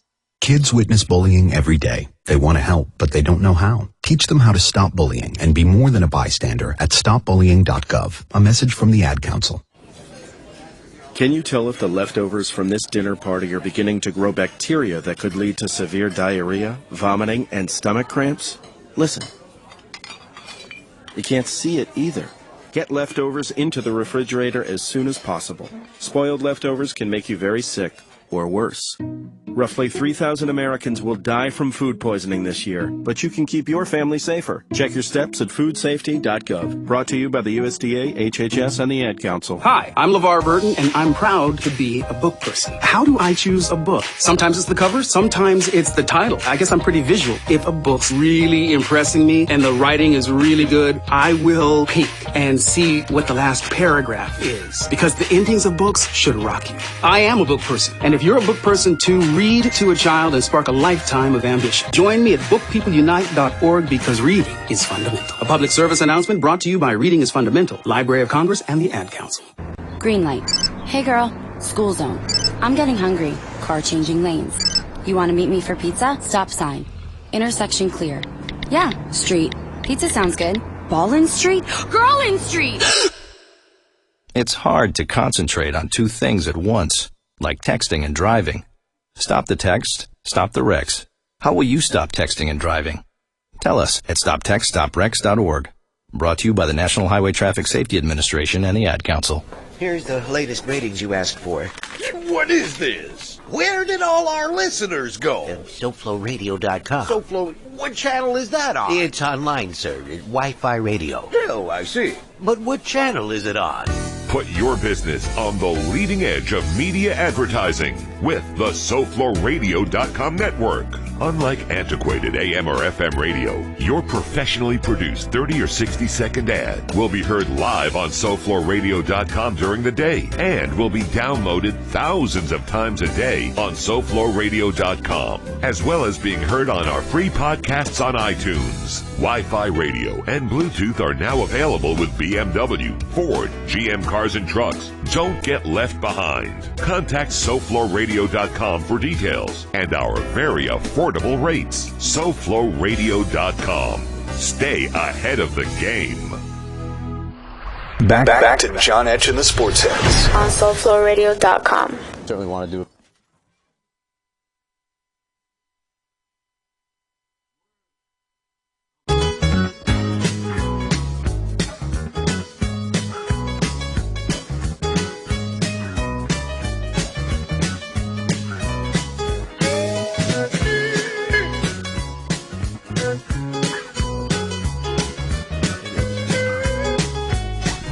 Our NBA action on Christmas Day yesterday. This would start the 12 o'clock game and made me sick to my stomach. Even though I'm a Bulls fan, but, you know, they win 95-78. Brooklyn's terrible. What's that? Brooklyn is terrible. Oh, my God. I'm going to get to those guys later. Oklahoma City 123-94 over the New York Knicks. Biggest Christmas loss. Troy Hall's New York Knicks. Troy Hall's not a Knicks fan, is he? He's from New York. If I have to pick a team, I'll take the Knicks. Houston, they beat San Antonio 111-98, and that's another. I think San Antonio's playing tonight against Dallas at Dallas. Right. And Golden State beats the Clippers 105-103. You think San Antonio's playing Dallas? You know San Antonio's playing I know Dallas. San Antonio's playing Dallas. All right, and the Heat win 101-95 over the Los Angeles Lakers out in California. LeBron had 19 points. D-Wade had 23, and Bosh had 23. And I don't know, man. The Lakers got I can't name. The only guy I can name from the Lakers team. I think John. You said Nick Young and what's that? Meeks, Pau Gasol, Jody Meeks. Like, I think they got Kobe Bryant sitting on the Wesley on the bench with tight clothes on. Oh man. I think it was a bad day for the NBA, even though they had bad luck because of the injuries. No, the night game was Carmelo. awesome. Yeah, the night game. I fell asleep on that one. Everybody did. Yeah, that game came on 10:30. Yeah, 10:30. That was the best game of the day, and it was at 10:30. Yeah, no Carmelo, no D Rose, no Kobe. Bryant. Yeah, so Not a good day. the NBA had, but then again, they should have. No Paul Pierce because he was suspended. No, he did play. He did? Paul Pierce played. Wasn't he suspended? For that clothesline? Yeah, but he did. I saw him playing against the Bulls. Oh, okay. But I'm saying they should have put. Can they change? He was 1 for 8 though. Yeah. Maybe you've appealed that suspension or something. Where were the Pacers at? Where were? Well, throw in the Atlanta Hawks. Well, Throw in no, somebody. because the New York teams are a draw in terms of audience. Yeah. Oklahoma City's been kind of, the NBA's darling for the past few years. Chicago, their fans will always watch. Then Lakers, Miami, and San Antonio. Who does San Antonio play? They play Houston. Houston. I think Houston's a really good team. The NBA is not looking for the best games. They're looking for the games that are going to get highly rated because that's their one day. Yeah. They can dominate. I'm sure these the schedules market. they were already put out before the season even started. Right? Yeah, of course. And so they didn't know D Rose. No. They heard. They didn't know. Well, they didn't know the Lakers were going to be terrible. They didn't know the Nets Yeah. were going to be terrible. They didn't know the Knicks were going to be terrible. It's a guessing game when you're making the schedule. Yeah. Getting back to the Brooklyn Nets, this is probably the worst team in the league right now. It's so bad. But starting with the coach, Jason Kidd. How do you? Well, if you're an owner of a team, No, you don't do that. You don't. how do you hire a guy that's never coached before in his life? Not coached, just retired. Yeah. And then you get a bunch of players like Paul Pierce, Kevin Garnett. You get Jason Terry. You get all these players. Yeah, that old late 30s. Yeah. And then you try to put them in with other players. And that then you are- have dingbats telling you they Deron have the best Williams. starting 5 in the East. Yeah, exactly. And then Brook Lopez gets hurt. He's out for the season. There's no identity. There's nothing. There's absolutely nothing with his team. They give up. You could tell Joe Johnson doesn't want to play hard. Jason Kidd, they were how they focused during timeouts, how they put the camera on the coach for his speech or for his drawing the plays up. Jason Kidd has no clue what's going on. I'm sorry. I don't know if you guys caught that, but this guy is not a coach. Well, I mean, it's Kevin Garnett was coaching. I don't know if you caught this. I didn't watch that game. At the end of the bench, he grabbed Deron Williams. He grabbed. Am I saying his right name? Deron or is it Darren? Darren Williams. He grabbed. I forgot who else and put him in a huddle and was coaching them. Well, maybe Kevin Garnett will retire and become the coach of the Nets next year. I think Kevin Garnett and Jason Kidd played they're almost the same age. They are the same age. That's the problem. How do you respect the coach? You don't. That's why they're playing poorly. He just played with them last year. Yeah. All those guys just played against Jason Kidd. They're still identified Jason Kidd as a player. He's still practicing. He's running the practices and not like a coach. He's actually playing. I don't get it, man. And you got this this owner of the team, the Russian guy. I don't even know his name. Well, he doesn't even care. Mikhail Prokhorov. Yeah, and they got Billy King as the general manager, and he's terrible. like a puppet. Oh, he's like a puppet. Whatever the Russian guy says, Well, Billy the Russian King guy does. has no say. Huh? The Russian guy has no say in this. He's like the majority owner of the team. He's the majority owner, but he doesn't make any He basketball doesn't decisions. do anything. Doesn't make any basketball He has decisions. no make None. But I'm saying, Dude, he's out in Russia. Have you seen? So these are Billy King's decisions to get Yeah, Jason Kidd, yes. to get these old guys like Yes. Paul Pierce and Kevin Garnett to play on his team. Yes. Oh You my know what God. the Russian guy's doing? He is banging 20-year-old Russian models in a yacht. He doesn't even know where the yacht is anymore. He lost a boat. Are you serious, man? He had keys, and they go, "Oh, what's this?" He goes, "Oh, the keys for my yacht. Where's your yacht?" I don't know where I parked it. So yeah, he- it's nice to have. So that he has much no money. interest in what's going on with the No, Brooklyn he Nets. doesn't care. He's just making money off of it. He owns that arena. Yeah. That arena's been great. There's concerts there Yeah. all the time. The basketball team. So Jay-Z's not owner. He left, yeah. he had to give it up when he became an agent. Yeah, you want to say something about Brooklyn? What were you going to say? No, he doesn't have anything to do with it. He doesn't really have that much of an interest in it, but he is a fan of winning, that's for sure, and he will do whatever it takes to win. Jason Kidd, he's not going to stick with him if this thing's a disaster. Yeah. You could tell the players are not playing for Jason Kidd. So let's get to the Knicks. Oh, all right, the Knicks. Another bad one. Carmelo already before the season even started. John, already saying that he's going to test the free agent market. Tyson Chandler goes down. He played yesterday, but he goes down. Every game that the Knicks play, there's already rumors of Woodson getting fired. Mike Woodson? Yeah, Mike Woodson. What else can we say about the Knicks? They got these. J.R. Smith is just a cancer. J.R. Smith's contract He's came with his brother. Yeah. Raymond Felton's hurt. You heard about that, right? Oh yeah, brother. J.R. Smith. The only way the Knicks can sign him is if they brought his brother along, and his brother's awful. And we could go on and on about the Knicks. And this is a team that hasn't won the championship since the 70s, Troy? With 74, I think. 73. Who's the dude that came down with the leg injury? Willis Reed. That's the one. Yeah. That was in 1973. OKC goes in there, blows them out 123 and 94. It was the worst Christmas loss. Yeah. 29 points. Carmelo, is he staying with the Knicks? Is he going to test the free agent market? He's gone. Pallet, what do you think about Carmelo? Yeah, I think he's gone. Is he going to the Bulls? There's already rumors going out there saying that there's a good possibility he might be going to the Bulls. I don't think that'd be a good fit, though. I think so. No, him and Rose, I don't think would get along.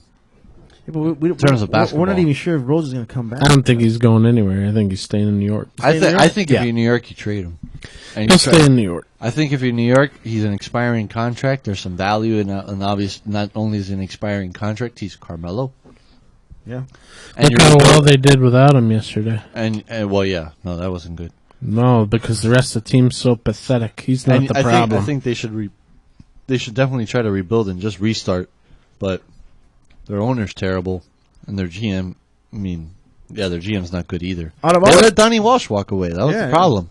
Out of all the teams I saw yesterday, and I didn't see the Golden State Clippers game because it was too late. I think Houston really impressed me. With Dwight Howard, with James Harden, with Jeremy Lin. Jeremy Lin's playing great, man. And Jeremy Lin found a good spot. Yeah. So, and they got a good coach in Kevin McHale. So don't forget about Chandler Parsons. Yeah, Parsons too. He's really good. Did Houston win yesterday? Yeah, they won 111-98 over San Antonio. Wow. San Antonio is just a team that just hanging in there because they're just waiting for their experience. They're waiting for May and June. Yeah. And then I didn't see the Golden State Clippers game, and that ended up. The game ended with a skirmish. There was the two of them were fighting. Really? Yeah, there was bumping and pushing at the end of the game. I think Blake Griffin got ejected at one point during the game. Wow. Yeah, it was intense by all accounts. All right, so the Heat win 101-95. LeBron 19, Wade 23, Bosh 23.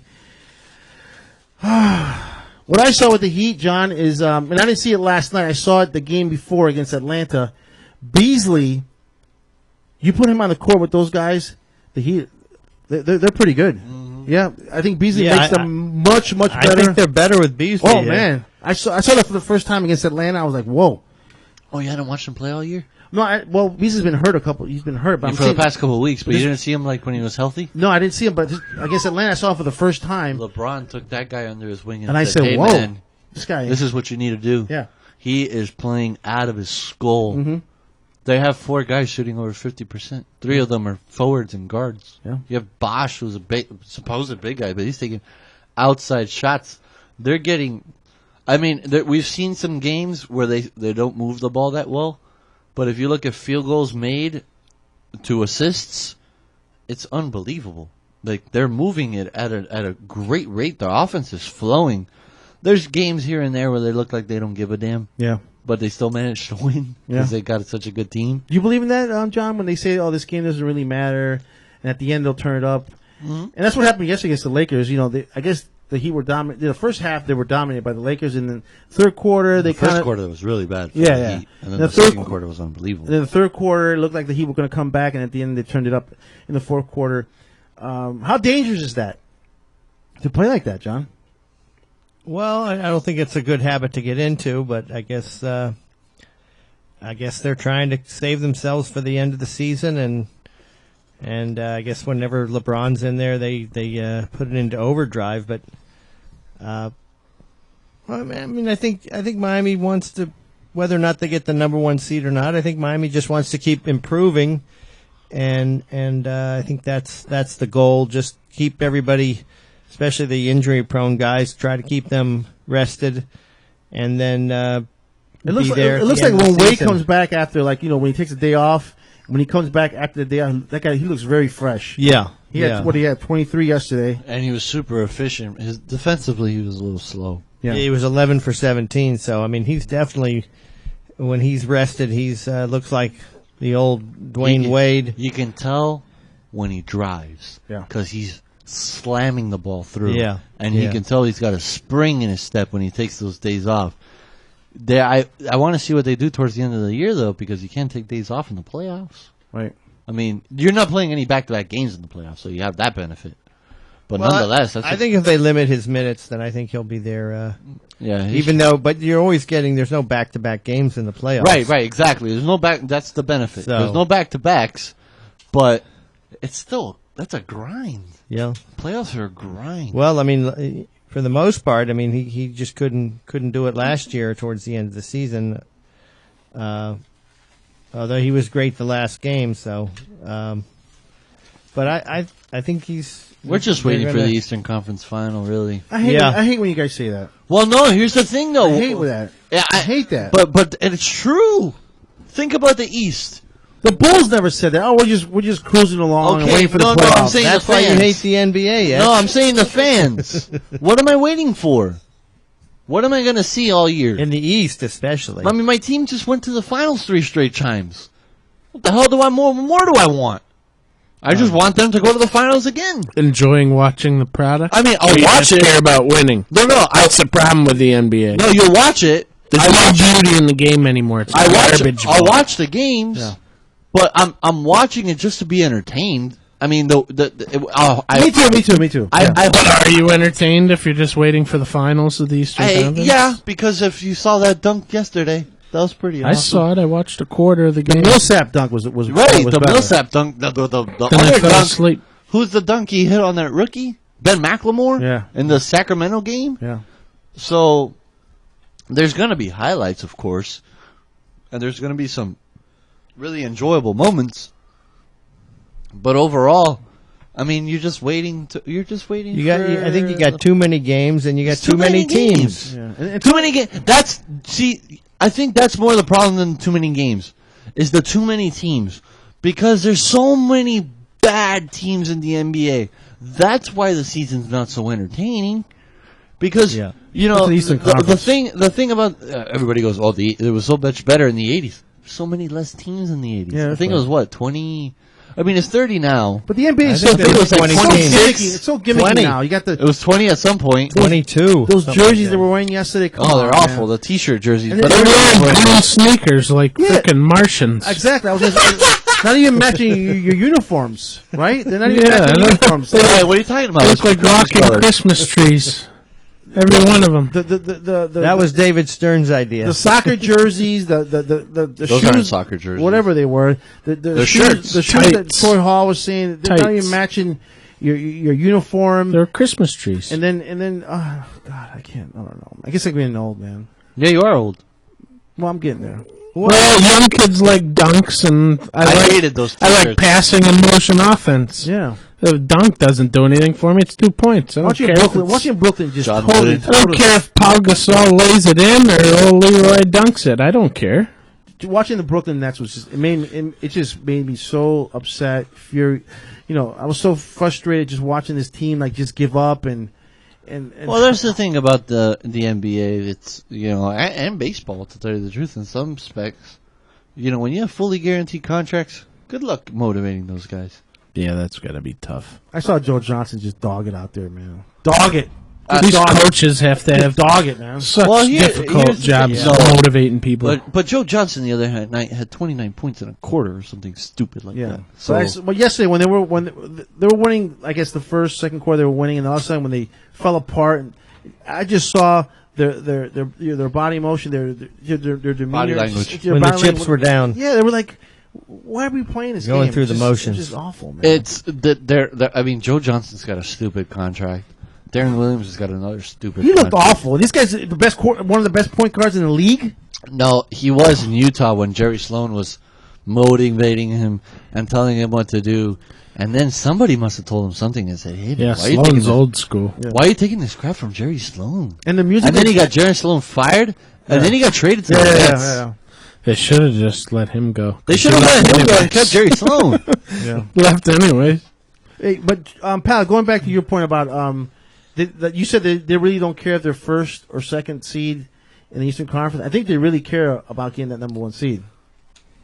Indiana does. Well, I mean, I think Miami does too, man. I think they want the number 1 seed, but I don't think they're going to do it at the expense of having to play a lot of minutes for Dwayne Wade, and I even think they want to do less minutes for LeBron. I mean, he played 46 minutes. That's the thing against Atlanta, that guy's and a tank. And I mean, the guy is 60% LeBron made out of kryptonite. But yeah, you heard it. Right? I think the Heat really. I mean, you see the Heat's playing 10 or 11 guys every night, so I think they want to. Yeah, they're trying to give their guys rest, but the problem is, and I think Spoelstra's made it pretty well known, he has a tough time taking LeBron out of the game because LeBron does not like sitting on the bench at all. At all. If it were up to him, he'd play 48 minutes a night. And he's so smart. And I was reading the paper where he said that that play against Atlanta when Ray Allen got fouled, a 3-point shot, and he went to the line. And he made the 3 free throws and went to overtime.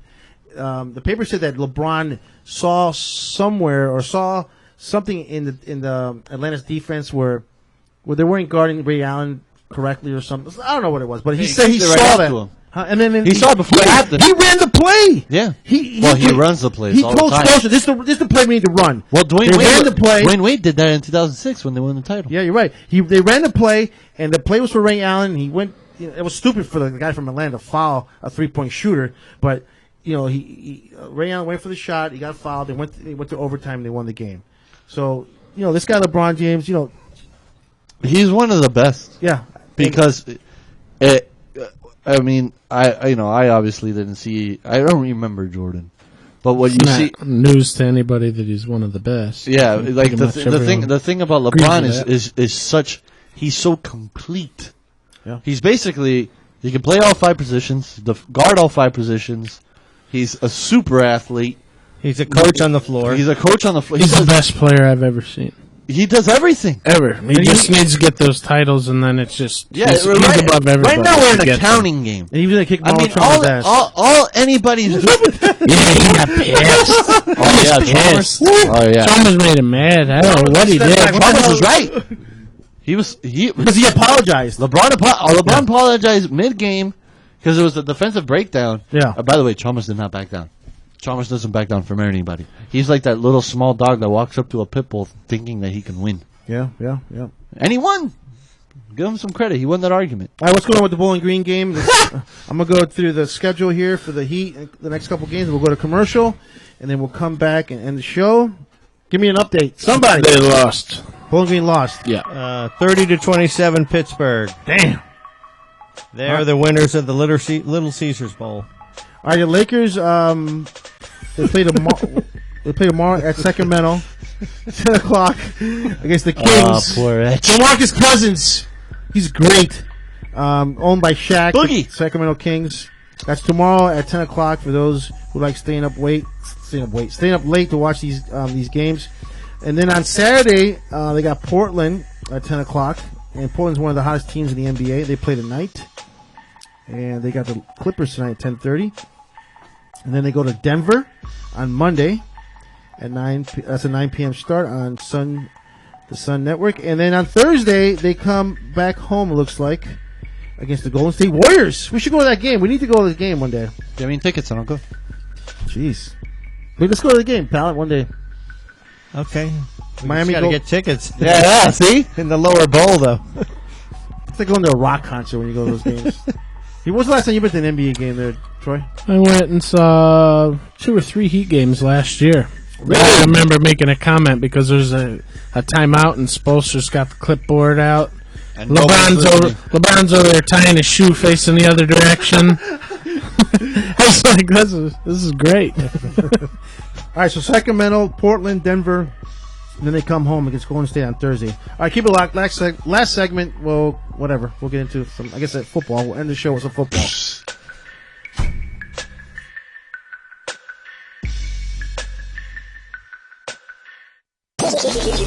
locked to John Etch and the Sports Heads John Etch and the Sports Heads. on SoFloRadio.com. Strawberry patch and smoothie. Get your hands off me. Huh? I said don't touch me. I shouldn't have went to that party last night. Now I'm seeing talking fruit. You're not dreaming, Bub, and you're not putting me in that blender. But you're just a fruit. Who you calling a fruit? You are. You're a delicious passion fruit. Why, sure, I'm passionate. How would you like to be blended, huh? I got rights, you know. Customers waiting. You gotta go. Yeah, but wait, you can... At Power Smoothie in Aventura, we show fruit no mercy. Always fresh, always delicious. To make the best smoothies and wraps on earth, try our new cilantro lime-alicious wrap or our hot chipotle chicken. Power Smoothie in Aventura, located just north of the Aventura Mall in the Promenade Shops. Or call 305-792-5338. Open 7 days a week. So, Jacqueline. Yes, Mom? I wanted to talk to you about something and... Oh, wait. Hold on. I just got a text. Oh, there's another one. Wow. Busy me. So, anyway... Oh, wait, Mom. I just got a message. My friends keep commenting on my comment. Oh, there's another one. So many comments on my comment. Oh, I can't wait to watch TV tonight. Playoffs! Hey, guys, check out my new video game. Pew, pew. Wait, Mom, what? What? Hold What'd you say? Wait a second, what? This weekend, unplug. Take your family to the forest. There's nothing in the world like experiencing nature firsthand. Trees, paths, bluebirds, streams. Getting closer to nature can get you closer to your family. To find the forest nearest you, go to discovertheforest.org. Brought to you by the U.S. Forest Service and the Ad Council. CBC5 is the executive liaison for all your building compliance needs. Serving South Florida from the Palm Beaches to Key West, CBC5 delivers 5-star service that brings... what's this ABC, BDQ, whatever? CBC5. It stands for Complete Building Compliance. Oh, I ain't building nothing, so what can they do for me? Well, they do more than plan review and permitting. They help the little guy cut through red tape. I got duct tape holding together my carport. Well, CBC5 can help. Let them deal with bureaucrats. They helped George Rodriguez solve a sewer lateral problem, and they saved him a ton of money and hassles. By City Hall, who can do that? CBC5 can do that. Now, if you'll excuse me, I have a commercial to finish. Contact Shoddy the Hottie at CBC5, 786-255-3851, or log on to cbc5.net. That's cbc5.net. We asked this gentleman to participate in our radio taste test challenge. On one table, terrestrial radio. On the other, SoFloRadio.com. Do you have your blindfold on? Yes. Try a bite of this. Oh, God, that's awful. Tastes like the soiled briefs of a lonely fat man. You just had a taste of all sports and corporate-backed right-wing assassin talk radio. Now give this a try. That's gotta be SoFloRadio.com. Entertaining, funny, informative. I love it. Can I have more? SoFloRadio.com. A full plate of delicious entertainment. Now, back to John Etch and the Sports Heads on SoFloRadio.com. They both made a good contribution to the offense, and I think they've been consistent throughout the course of the year. And I like what they've done. I think they have different, they can do different things, complementary skills to one another, and I think they've been good.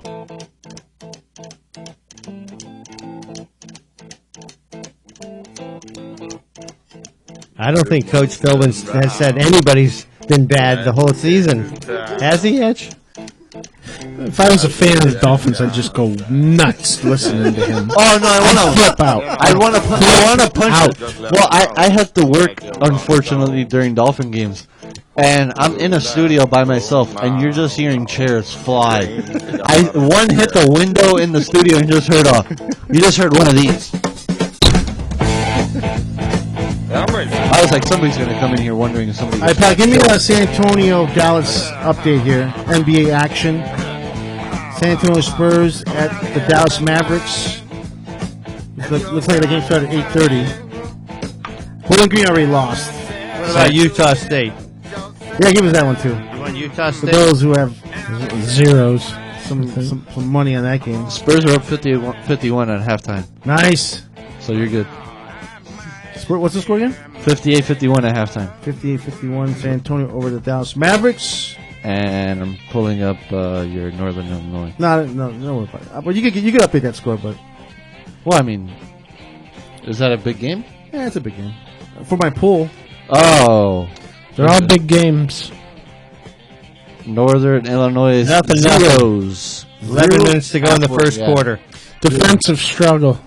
Northern Illinois has a stout defense this year. All right, we got some exciting news with the sports heads. Looks like on Tuesdays we're going to be doing an all golf show, Johnny Pallet. Fantastic. So our Tuesday show, and we've been coming up with names for our show here on Tuesday. I came up with the 19th hole golf show, which is pretty cool. But you said there was other shows like that. Yeah, you can call it 2 balls in a club.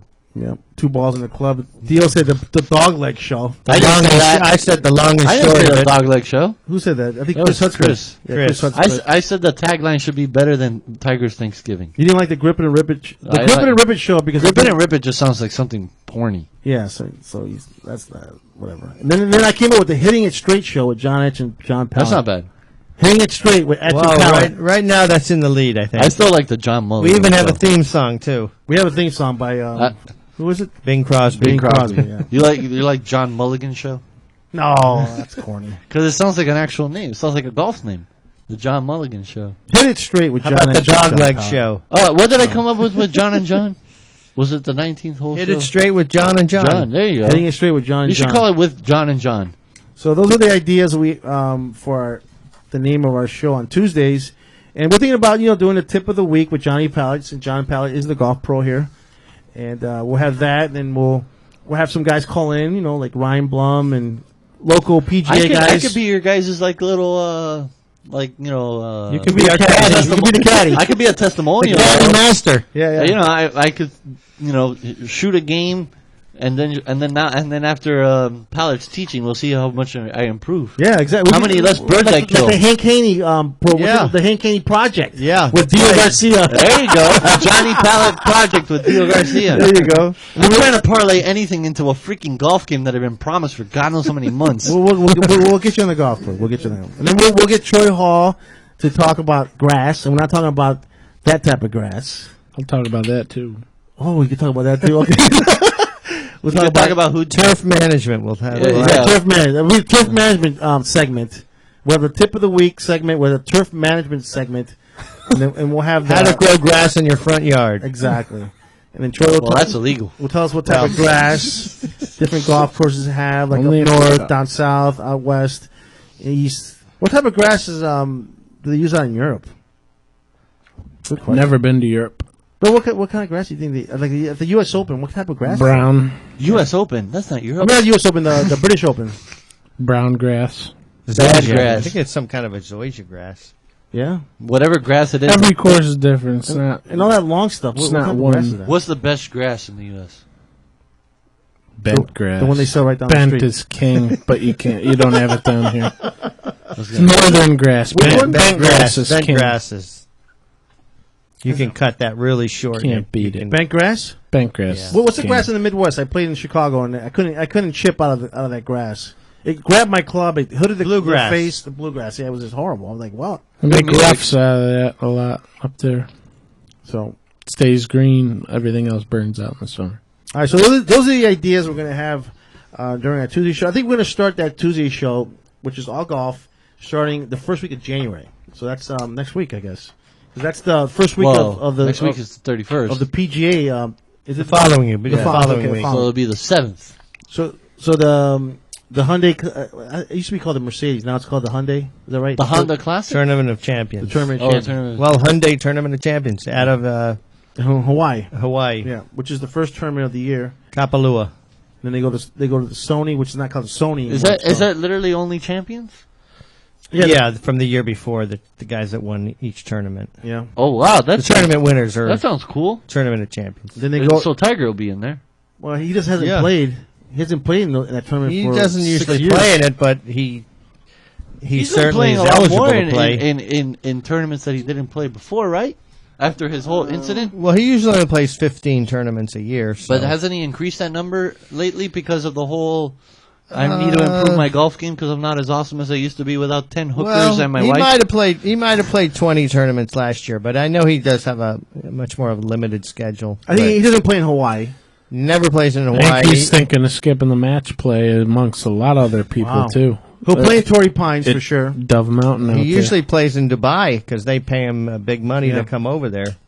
He'll play in Torrey Pines for sure. He loves that course. Yeah, he loves He Torrey won't play Pines. Riviera. He won't play Pebble Beach. Right. Then he'll play. Then you say he's going to skip the match play in Arizona. There's talk he's going to skip match play and some others too. Wow. Maybe Mickelson. Maybe a lot of other people are going to Does skip he have it. like a lifetime qualification for all the majors since he's won them? Or how long does that last? He can play the Masters forever, right? The Masters. Yeah, he can play the Masters as long as he wants. It's really just based on his performance. U.S. Open's 10 years, I believe, right? 10 years. Yeah. Well, he won it. He's won it definitely 10 years ago. Well, That was he his won- last Torrey one. Pines That was was his the last last one. When he tore up his knee. Yeah, in Torrey Pines. That was what, 2007? No, I think that was 2008. 8. Okay.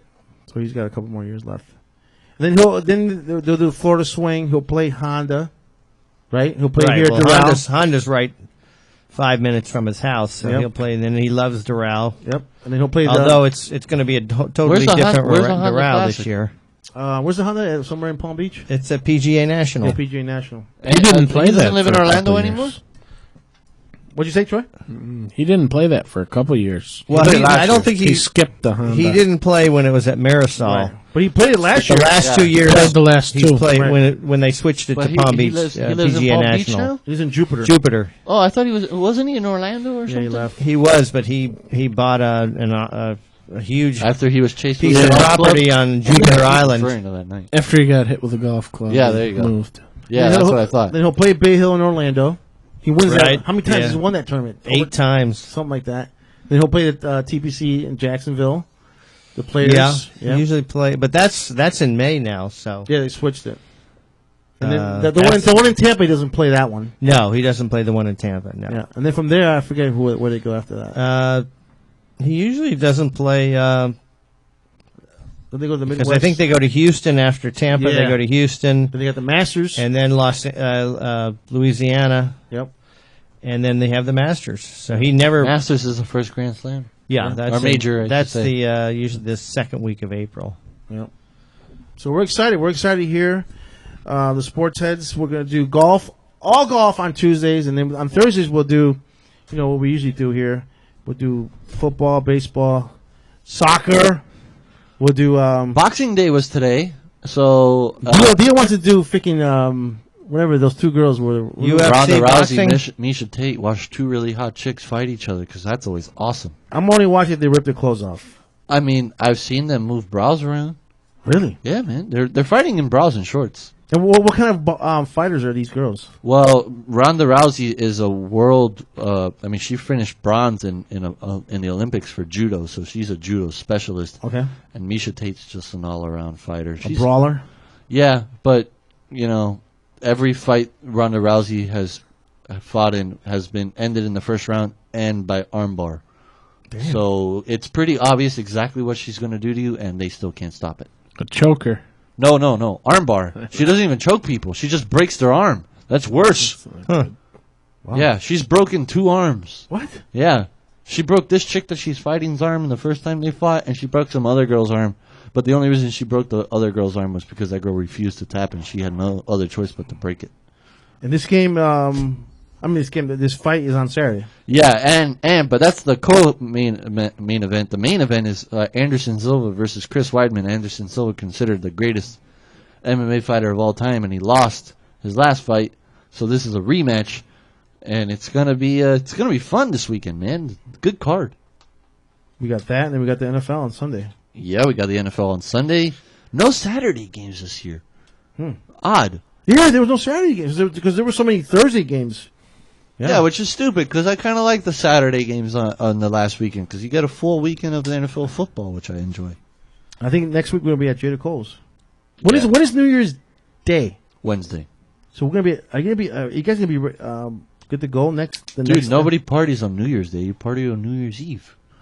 I know, but I'm saying I party on New Year's Day. Yeah. Really? It's all those games. Oh, that's true. Are you guys gonna be okay for Jada Go Coles straight on Thursday? Why not? I'm just asking because No, I'm not. Not sure if you're going to be recovered. No, you'll party on New Year's Eve. You recover on New Year's Day. I mean, You maybe not. got the Rose Bowl on New Year's Day. You got to party. Yeah, that's true. Are there gonna be any games at night? Thursday, Yeah, Thursday Rose night? Bowl. There's a ton of games. Is the creek open on New Year's Day? Every day. 365. Never Every day. closed. Every day. Wow. Even if you're RFI, still open. Are you gonna show up, Jado? Even though there's bowl games going on, we'll watch them over The there. second? Is there a big game the second? I was pretty sure there's a big game the second also. What Might bowl? be the Cotton. The Cotton Bowl. Might be the With who? Cotton. Look that one up. Dude. Cotton Bowl's, I think, if I'm not mistaken, it's an awesome matchup. It Yes. might be Oregon and LSU or I something. think so. Here we go. I got the Sugar Bowl's on January 2nd. All right. What about the Cotton? Who's in the Cotton? That's I the remember third. it's a really Cotton's good, the third, I think. really good matchup. And then on Friday is the Cotton's the third best bowl game, I remember. The 'Cause Orange it was Bowl. the Stanford. It was the BCS, the Rose Bowl, then the Cotton. Hey Troy, tell us. Wait. Who's the Cotton? It was You not on didn't there. even answer. Well, it's not on there, man. Well, the But what- Herald. the Herald. Next Unbelievable. year, there's a 4-game playoff, right? No, there's a 14 play. 14 playoff. What did I say? 4 games. 14 playoff for the national championship game, right? And Yeah. how many weeks are they going to spread that those games apart? That's a good question. It should be 2 weeks. It should just be the 1 week where you get your semifinalists, and the next week you have your championship game. It shouldn't take that long. I don't know about that. And they shouldn't wait forever either.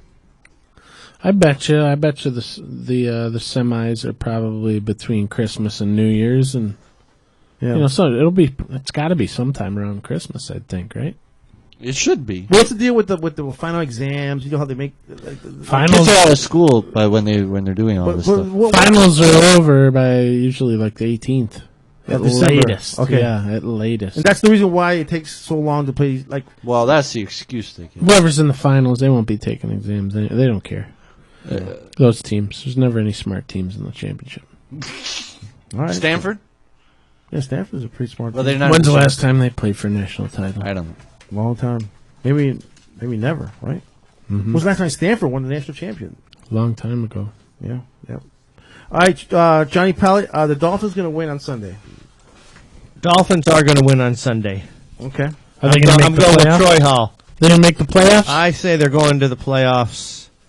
They'll be on the road against Cincinnati. I think they beat Cincinnati.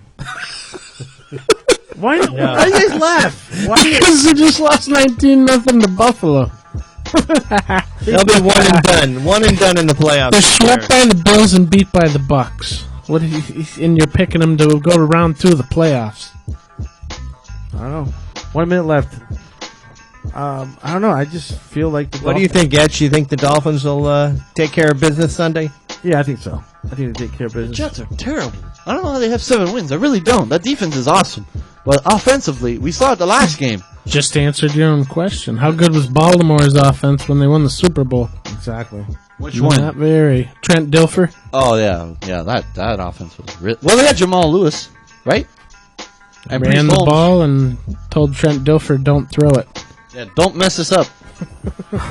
All right, no show on Tuesday. We're going to rebroadcast something.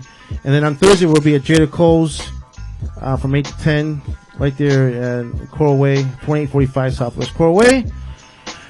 And I guess that's the end of the show. Bowling Green lost, but the Spurs are winning.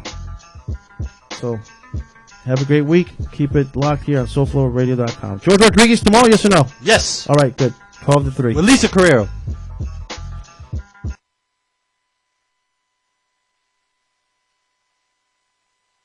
Streaming live from the beautiful city of Hollywood, Florida, USA. This is SoFloRadio.com.